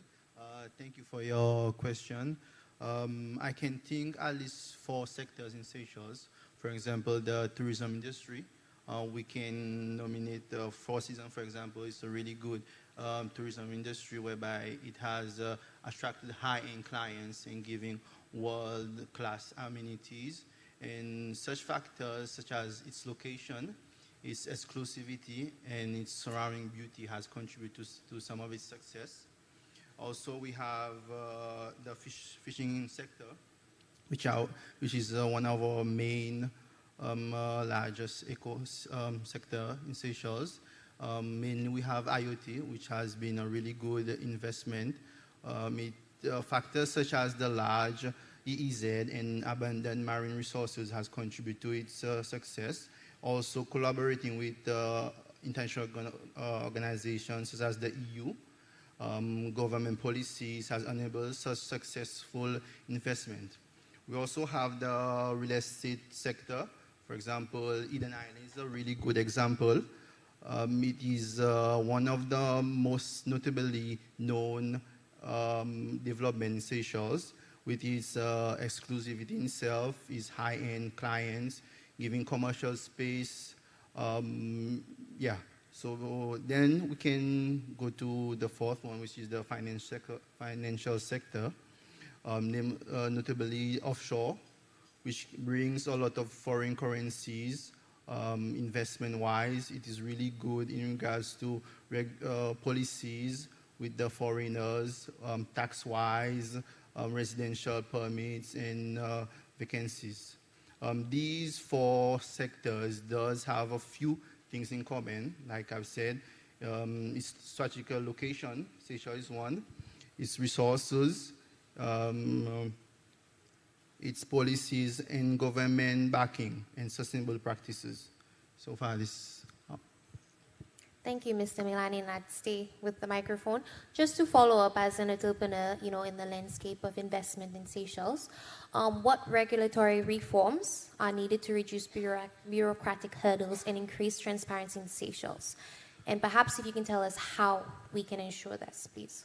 Okay, I believe some points were mentioned before in the first panel. We can try to simplify the business registration and streamline permit processes. Streamline permit processes and licensing procedures. We can create a one-stop shop for every documentation needed for starting a business. We can also streamline or enhance online platforms that will enable the government facilitating these procedures, or have a dedicated committee for these in regards to helping our people fast reply 24-hour services. Thank you, Mr. Milani. I'd like to throw it to CEO for her intervention, please. Yes, to go back to the follow-up question to Mr. Milani, I think he mentioned the streamlining processes. The ministry, in collaboration obviously with government, is looking at, like we've said before, establishing the investment portal, and this also in there would be the streamlining on processes online. But not only that, but documentation and removing any kind of duplication in the process. So this is something that is imminent. And obviously, yes, it would take some time for all the government bodies on the approval process to come on board. But as we go through time, this will be something that the end game is to achieve a more lenient process. Thank you. Thank you, CEO. And in light of that, you feed into the next question. We've spoken a lot about public-private partnerships, so PPPs in Seychelles, and Mr. Bastien really highlighted that this is the way forward. So I'd like to ask Ms. Audrey, from the chairman of the Bankers Association, what role does she think the public-private partnerships play in driving innovation and growth? And can you share some successful examples? Thank you, Angelique. Good morning, everyone, once again. I'll answer the question from a banking perspective. So when you talk about public-private partnerships, from a banking stance, it essentially relates to provision of financing to businesses. So over the past decades, there have been significant contributions from the banks in relation to the country's innovation and growth. And this is by supporting individuals as well as businesses by providing them finance.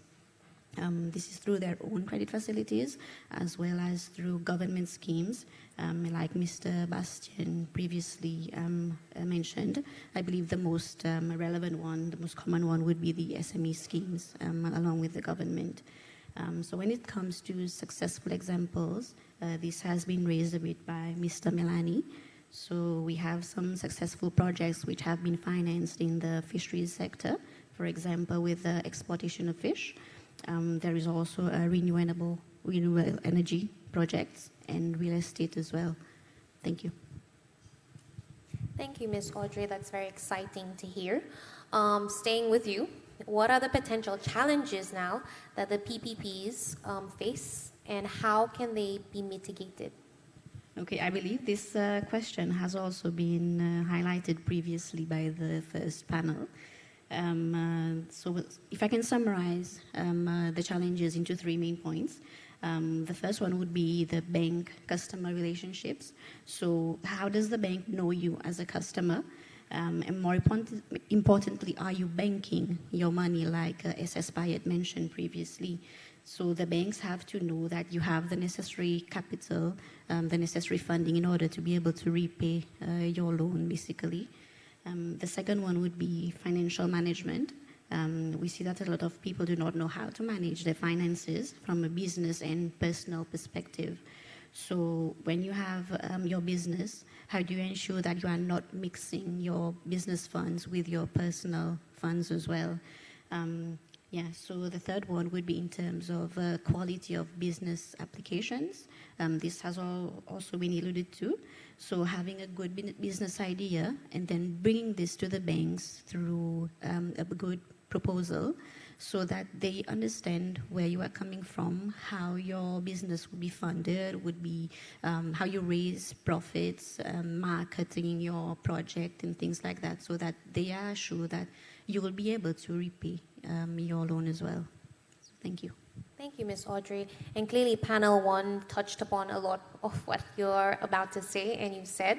So, I mean, we've set the landscape of investment in Seychelles, but now let's dive into sustainable investment. And so, CEO, since you are the host with the mostest, how can Seychelles align its investment policies with the UN Sustainable Development Goals to promote inclusive and sustainable growth? Well, we've already made the first step to that. I think we developed the investor map last year. We launched it. It's available in any form, e-print or online or through even our Facebook. I think we're constantly putting messages around the investment map. The investment map is aligned to the SDG goals. Obviously, it's looking at food. It's looking at the sustainability in terms of our resources. It's also looking at the human factor, and it's looking at a country, how we're going to sustain our development so that we don't kill ourselves. The factors that were highlighted, as mentioned, were the 5 sectors in services, obviously, food and beverage, and then obviously in there we had a cultural aspect, which is cultural tourism, and we highlighted the blue economy, which remains a key sector for Seychelles. Renewable energy, how do we transition from landfill to renewable energy, and how do we get rid of landfills possibly in the future. Also, how do we transition from fossil fuel into other green energy. Also, it addresses sectors like technology, ICT, and professional services, and how do we adapt technology into any creative or innovative businesses aspect that we might have. One of the key ones is how do you have platforms where you can sell your services or product without having, the creation of going physically to do that. I think it addresses the impact. That's all it's called, impact. The sectors where impact investment is required, and when we're talking about impact investment, I think it ranges from 5 million to 100 million USD. And the return of investment is looking at 8 and plus 5 and 8 plus %. But it varies from sector to sector, obviously. The technical information of those is available, like I say, if anybody wants to have it, they can. We've started that. So now it's about building bankable projects, like I was saying, with the different sectors to ensure that what we want as investment in these sectors is actually carried out in real projects. Investors like to know where they want to put money into business ideas, but they want to know what it consists, what it is, what's the outcome for them, and how realistic is this business activity and how it's going to translate in the years, if it has a future or not. So bankable projects will bring that to light.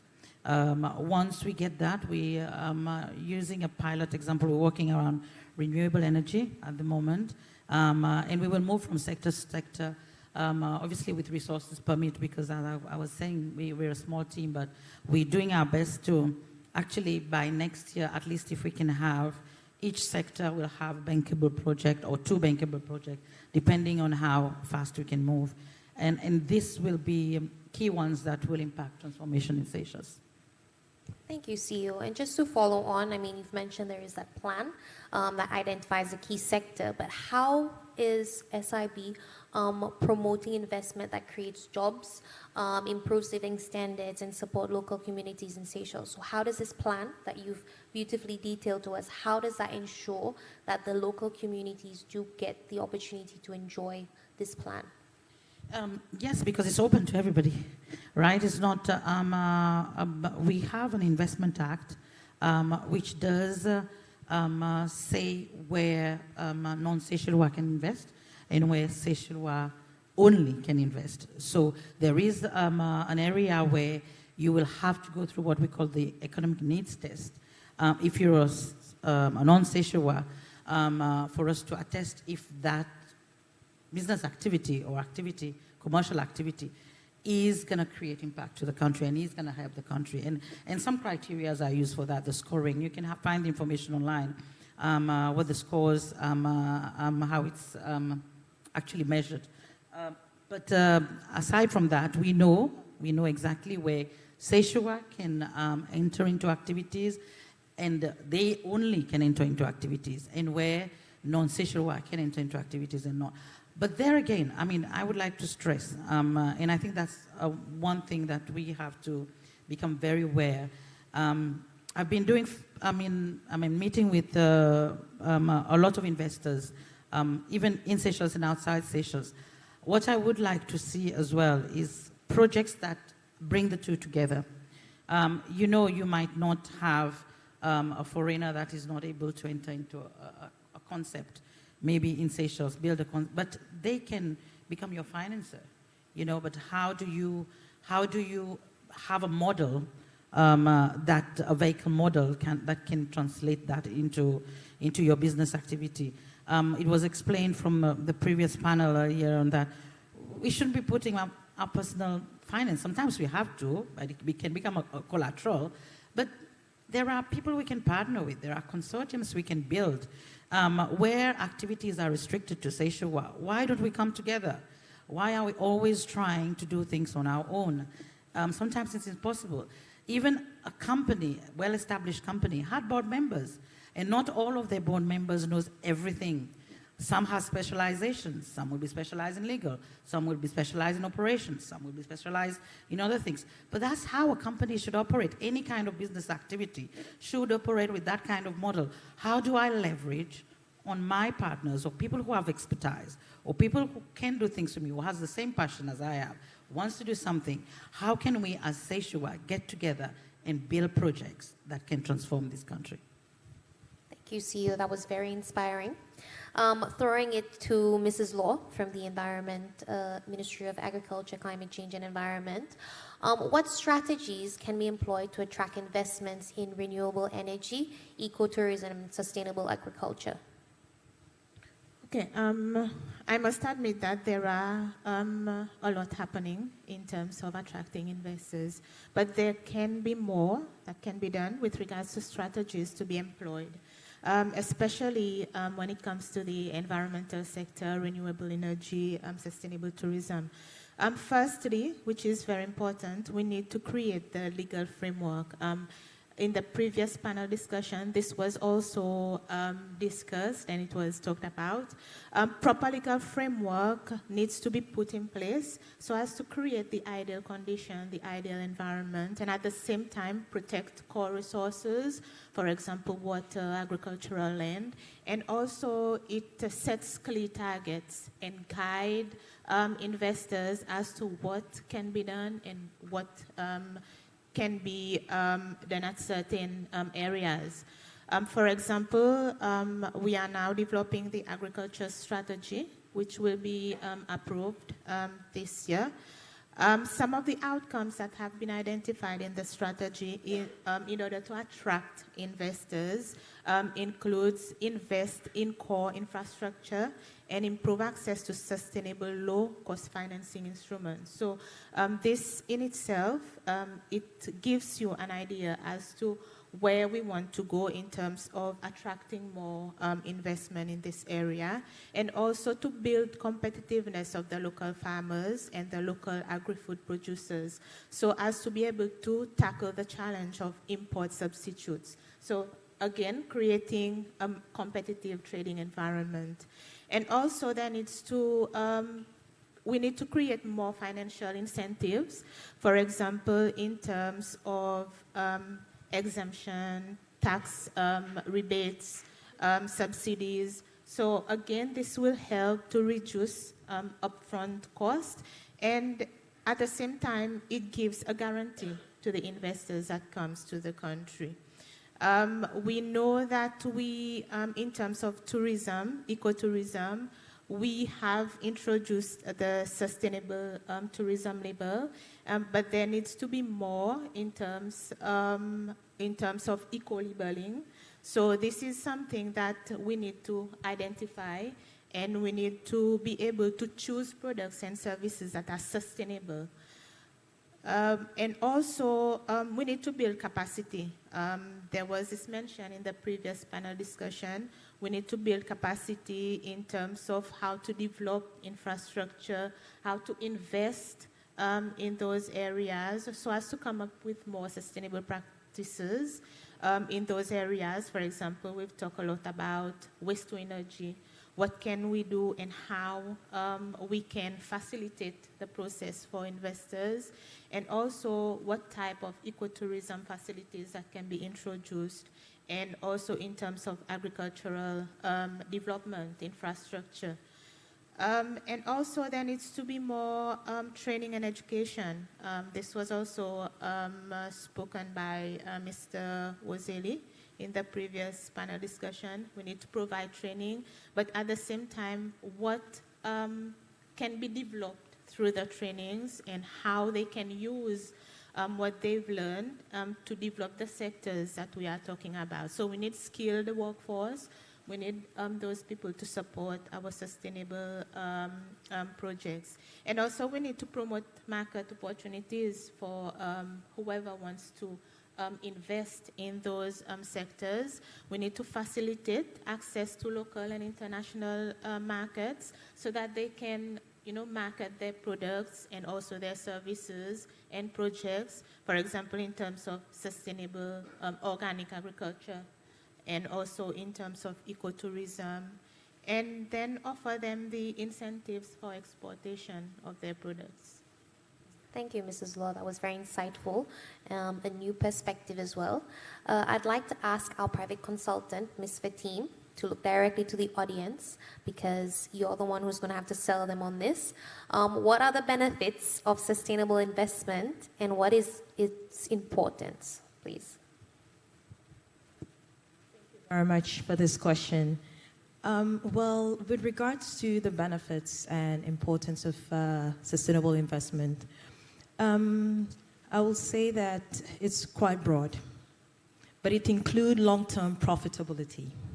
It includes risk mitigation, positive impacts, environmental conservation, and also resilience to changing market conditions.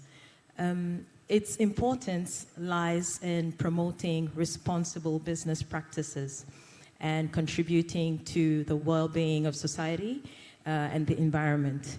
So sustainable investments do offer a range of benefits that extend beyond financial returns, making them increasingly important in today's global context. So one of the key advantages of sustainable investment is their positive impact on the environment. So by supporting, investors can contribute to mitigating climate change, for instance, reducing carbon emissions, and conserving natural resources. So this only helps protect the planet for future generations, but also aligns with the growing societal focus on environmental stewardship. Furthermore, sustainable investments do often lead to social benefits. So companies that adhere to sustainable practices typically prioritize ethical business conducts, fair labor practices, and community engagement. So this can result in positive social outcomes, such as job creation, for instance, poverty alleviation, improve access to education and healthcare, and enhance quality of life for local communities. So sustainable investment does have a potential to drive positive social change and contribute to inclusive growth. So from a financial perspective, sustainable investments are increasingly recognized for their long-term value and resilience. So companies that integrate environmental, social, and governance factors into their business strategies are often better positioned to manage risks. So they seize opportunities and deliver strong financial performance over time. So investors who prioritize sustainability can benefit from reduced exposure to environmental risks, to regulatory uncertainties and reputational damage, while also tapping into growing market demands for sustainable products and services. So overall, the importance of sustainable investment lies in their potential to generate positive outcomes across economic and environmental and social dimensions. So by allocating capital towards sustainable projects, companies, investors can not only achieve financial returns, but they can also contribute to a more sustainable and equitable future for individuals, communities, and the planet as a whole. I'm not yet finished, but definitely sustainable investment should be indeed a responsible choice to move forward with. Thank you. Thank you, Fatim. You really convinced us all about the benefits and perhaps going into sustainable investment. Perhaps I'd like to ask CEO to just briefly intervene and really tell us what is the benefit of sustainable investment in Seychelles and why is it important from the perspective of SIB? Well, from our perspective, I think Ms. Kante has really delved into that, but from our perspective, it's really about protecting our future. You know, it's really about bringing in the investment that is good. I think SS mentioned the vision of the country. So investors and so government, we are responsible for the future, even though we are here acting on the present, but we are also building the future for our children and our children's children. And we are being affected by climate change. This is a reality. But in the midst of that, how do we continue to grow and develop and really maintain the ecosystem in a way that it's, I wouldn't say protected, because protected is really a restrictive word, but that it's actually sustained, is the better word, there you go, sustained for the future to come. And it is our role as a promoting body, when we're promoting something, to be responsible about what we're promoting. So we feel we are more comfortable by, when we've looked at the SDG goals, and it really presents what the future wants for the world, what we want for the world in the future, and how we want to protect our planet or sustain our planet. And we have to look at these measures, and we have to look at our people at the center of evolution, but still being able to live, grow, eat, be educated, and also be prosperous. And how to do that is by having an economy which is resilient to the climate change and everything that's happening around us. Thank you, CEO. And in light of what you've heard, Ms. Fatim, what is the current status of sustainable investment initiatives in Seychelles?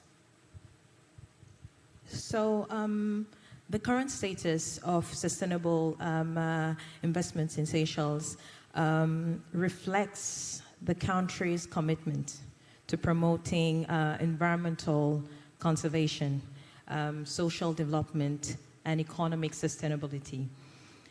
Seychelles has made significant strides at advancing sustainable investment practices across various sectors, leveraging its natural assets, for instance, and unique biodiversity to attract investors who prioritize with responsible and impactful investments. So in the tourism sector, for instance, Seychelles has been focusing on developing eco-friendly accommodations, promoting marine and wildlife conservation, and enhancing community-based tourism initiatives. Whereas the renewable energy projects have also gained momentum in Seychelles. Investment in solar and other clean energy resources, helping reduce dependency on fossil fuels, for instance, and also mitigate climate change impacts. So in the field of sustainable agriculture initiatives, promoting organic farming, agroecology, and sustainable land management practices have been gaining traction. So Seychelles is working tirelessly towards handling food security, supporting local farmers, and promoting sustainable agricultural production methods that prioritize environmental conservation and long-term sustainability. Conservation efforts in Seychelles have been robust with investments in marine protected areas, in endangered species conservation, for instance, and habitat restoration projects, and also aim at preserving the country's rich biodiversity. So the PPPs have played a crucial role in these initiatives, and ensuring the effective management and protection of Seychelles' natural resources. Thank you. Thank you, Ms. Fatim. You've really touched upon the environment and everything, the efforts that have been done towards these sectors. So it's only fitting that I pass the question to Ms. Law. What role does the government play in promoting and supporting sustainable investment practice in Seychelles? I know that Ms. Fatim has spoken extensively on the efforts that have been done, but in terms of the government point of view, what efforts could you really say highlight sustainable initiatives in Seychelles? Okay. I think the government has a very important role when it comes to promoting and supporting sustainable investment practices in the country. Most importantly, we need to ensure that whatever policies or strategies are put in place or are implemented, they are aligned with the SDG targets, like has been discussed previously. With that being said, I'm thinking about, for example, when it comes to environment, climate change, SDG 12, which relates to sustainable consumption and production, SDG 13, which relates to life below water, SDG 14, life on land. So we need to ensure that whatever targets are they are in line with our with the SDGs. And also, as I said before, we need to ensure that the legal framework in place is one that is attractive, is one that is clear, and the government needs to ensure that it takes the role of facilitator in the process. So facilitate investment, but at the same time, make sure that whatever projects or activities, they are integrated, they are sustainable, so that, as we said previously, our future generation can also enjoy what we are enjoying now. And also, as stated, the government can put in place incentives, can access funds so as to be able to provide to the investors, and also to create that ideal environment that attracts investors in the country. I know a lot is being done, but however, there can be improvement in the area. For example, incentives can be put in place so as to help young entrepreneurs to start their businesses, to start invest, and also to help reduce risk for investors. And I know a lot has been said with regards to public-private partnership. And this also creates a sense of assurance to investors and promote the sort of collaboration that we want in terms of government and the private sector as a whole. So I think the government has an important role, a facilitator's role in the process. I know CEO is dying to intervene, so I'll pass the microphone to you. Yeah, because Ms. Lord touched on an important word, which is facilitator, and this is me and my team's role. I know there are some pains that exist sometimes when we are facilitating project, and it could lead to some delays. But there is, I want investors to take our assurance, there is une volonté, comme disent les Français, to really get these projects to life, and whatever kind of pains that we go through, sometimes it is needed. We are talking about Seychelles, and we are talking not about protection of the environment, but we are talking about building projects that are sustainable. So some of the delays sometimes happen because in the facilitation of these projects, because it needs to be looked at in all, these projects needs to be looked at in all of the facets, so that we do know that when it lands in execution, it is something that's going to be successful. So I just wanted to add on that. Thank you, CEO. My last question goes to you, actually. And I think we're all dying for the answer. What are the emerging opportunities for investors interested in sustainable projects in Seychelles? So I'd like you to address the audience. What, sorry? What are the emerging opportunities, emerging opportunities for investors interested in investing? Yes, emerging opportunities is really around what we say. There's been some empty space. Basically, we haven't really built the ecosystem for it. We talk about the 5 sectors. Yes, there's quite of development in the 5 sectors, but there are other sectors that we see that can bring around change.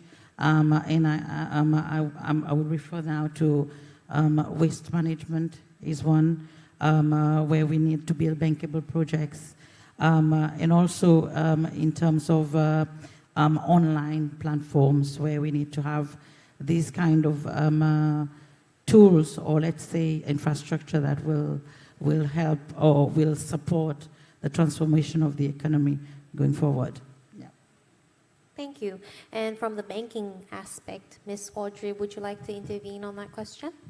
Yes, thank you. I think even from the banking sector side, there are opportunities emerging for financing of sustainable projects.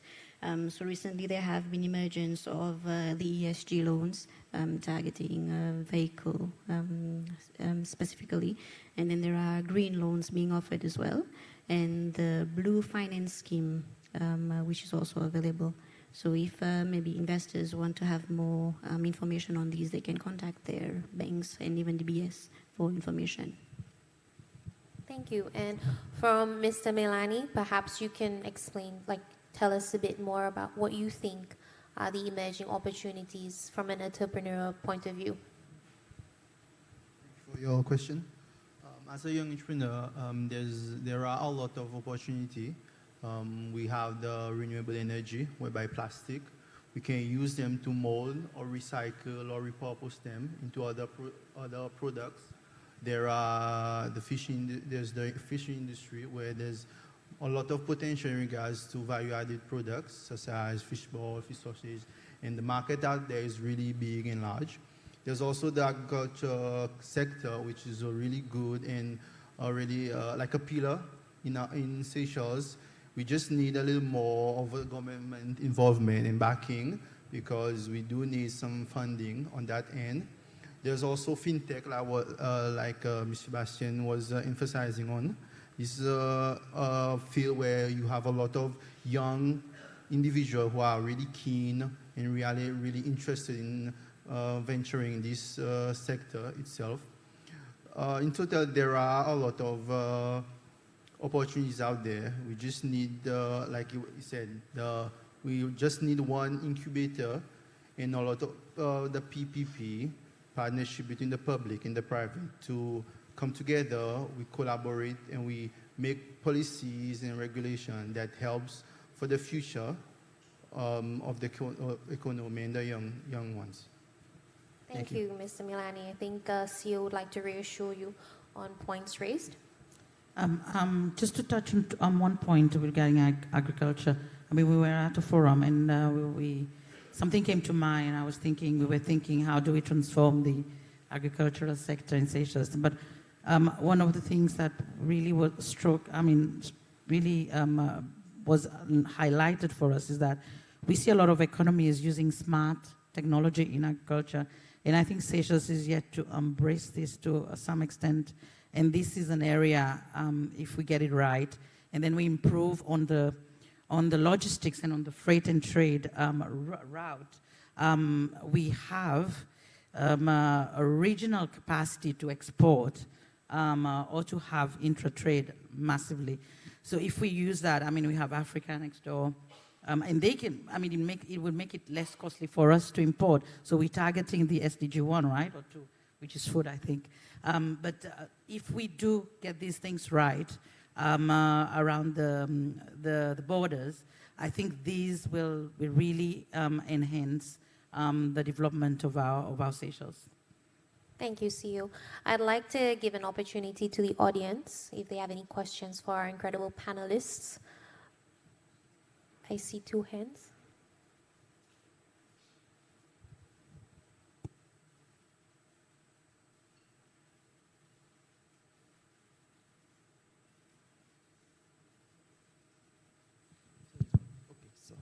So thank you so much, Angelique and the panelists, and thank you, SIB, for hosting such an event today on your anniversary. It's very kind of you to invite me.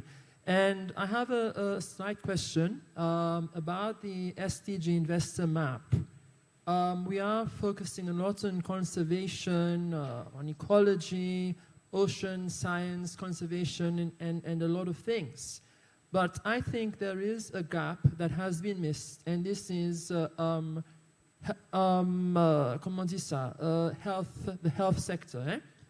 I believe that if we promote the privatization of certain health initiatives by allowing a private hospital, this would allow the current system to have a sustainable health management. Just like you would have a sustainable waste management, we can also have a sustainable health management. And with regards to government policies for education, we are doing a great job in sending a lot of young students abroad or the University of Seychelles. And why not use this conservation initiative to allow us to have more naturopath doctors? So we can offer a degree in medicine focusing on natural medication. And by doing that, if the government would not want to have a naturopath doctor, then we can have them privatize themselves and have their own private clinic. So I would appreciate a comment on that from the panelists, since Madame Kante mentioned quality of healthcare, and the CEO mentioned about what the government feels that we can achieve, but let alone it is a private and a public sector approach, and we allow for the privatization of our services. So that's the question that I would have. Oh, Thank comments. you. Thank you so much. Thank you to have Ms. Conte or CEO to intervene. I think private health exists in Seychelles, but to the extent of having a second hospital, this is where we don't have. We specialize treatments as big as Victoria provides. The opportunity is there for that to happen. There's been a request. There are projects in the pipeline. So I think it's going to happen one way or the other moving forward. Now, if the people want to decide where they want to go, if they want to pay for the private health or go public so that they can benefit from free care and primary care, that's their choice. But at the moment, a large number of our population is already using private care. What I think would help is if we have institutions here in Seychelles that can cater for health, specialized health. Like we have a lot of our people going overseas for treatment. But however, you know that healthcare is a costly business. And that would take some sort of joint ventures so that it could happen successfully. And there are projects, I can tell you that.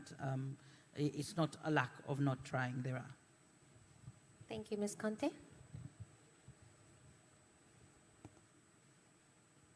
All right, thank you again for, can you please tell me your name? Sorry.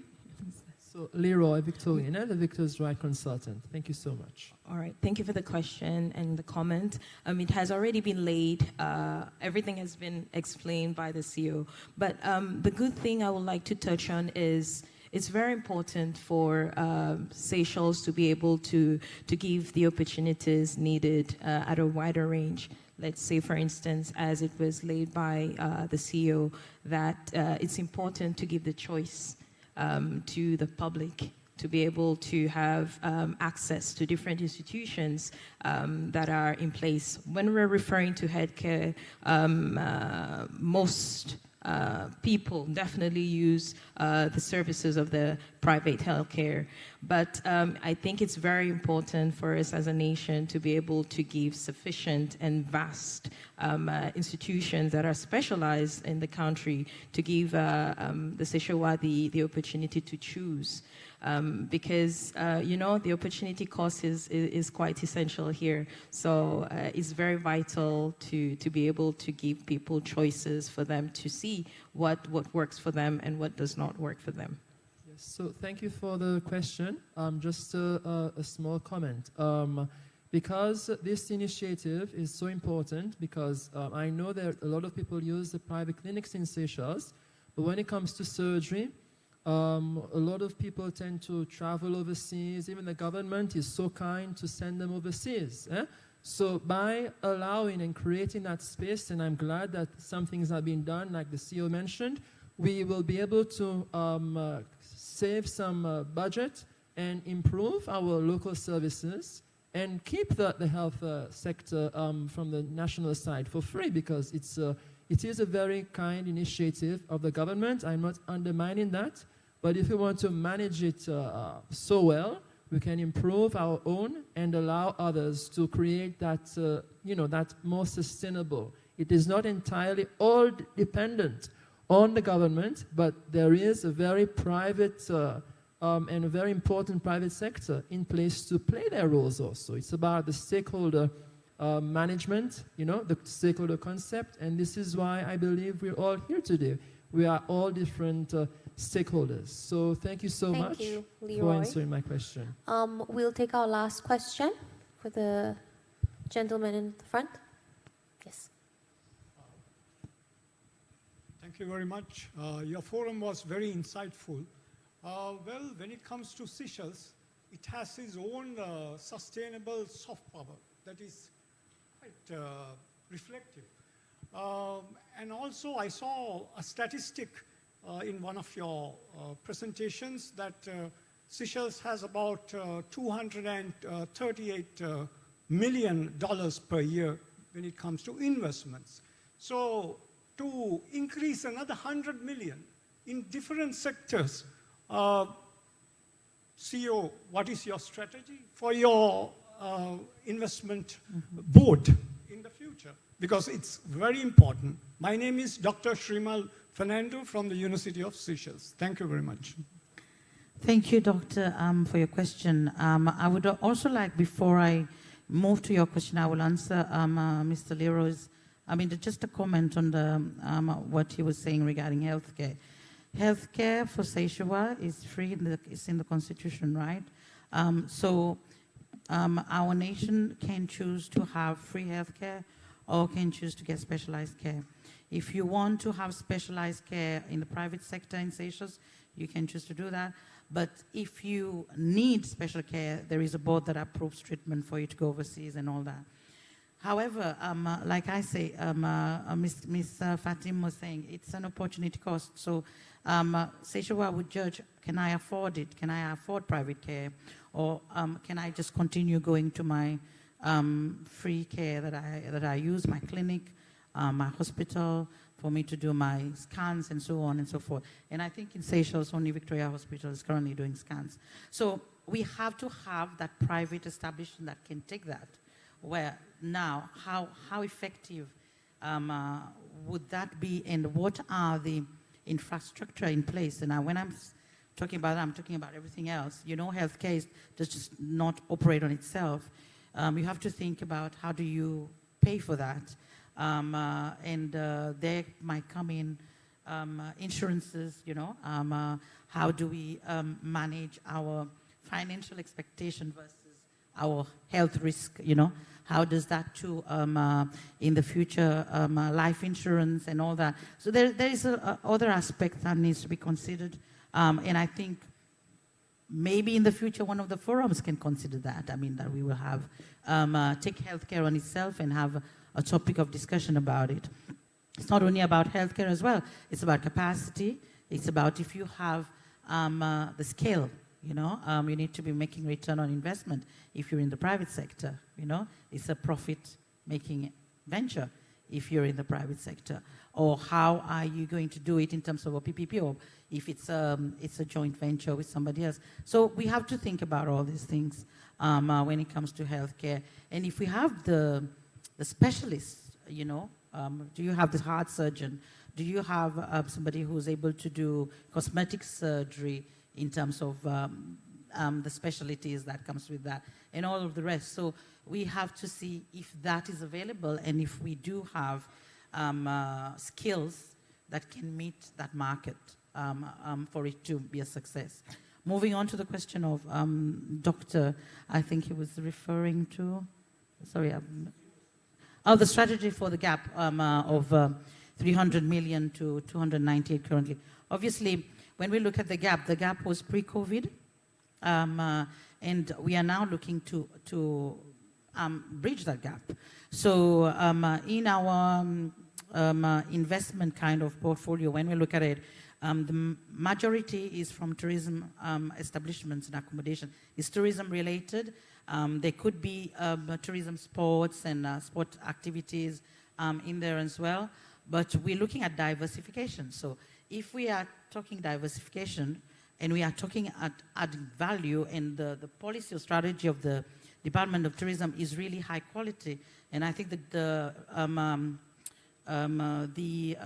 contribution of a tourist in Seychelles, they were placing it at $1,000 or something like that, but if they increase that, it would be more. So we are talking about value added. What do we sell these visitors that come to our island?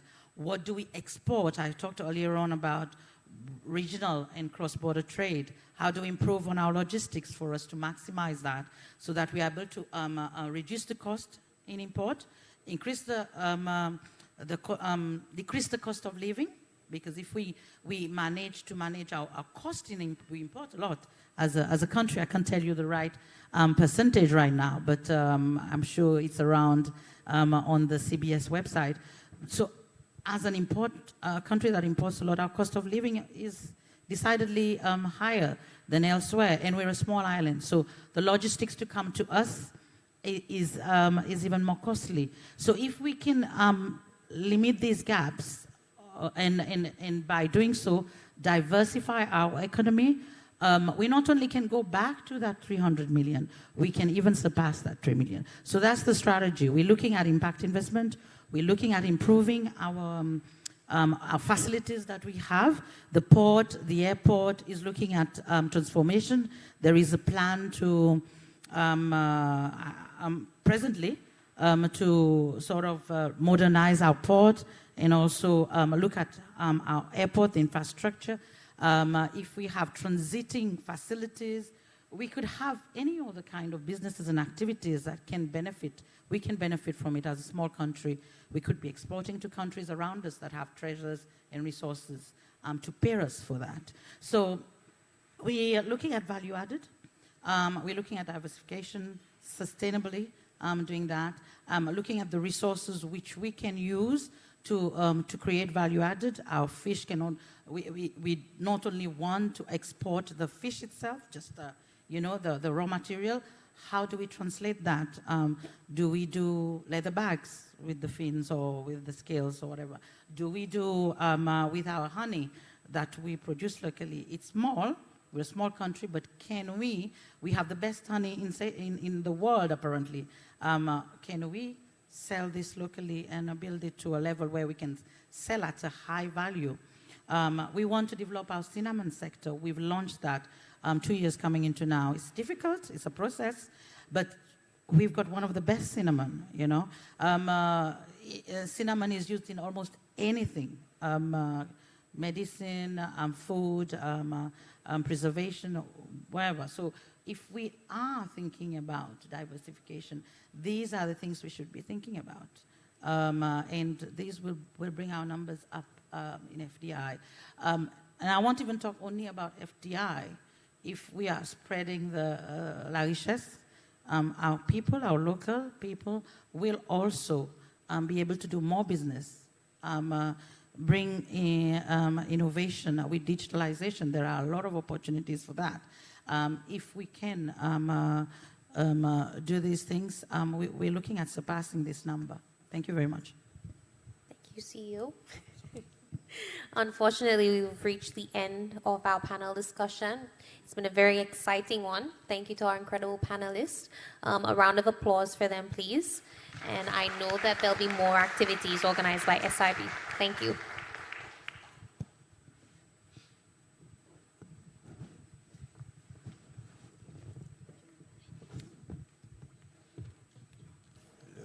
Hello. Thank you to our panelists and moderator for another thought-provoking discussion. Please remain on stage for a group photo.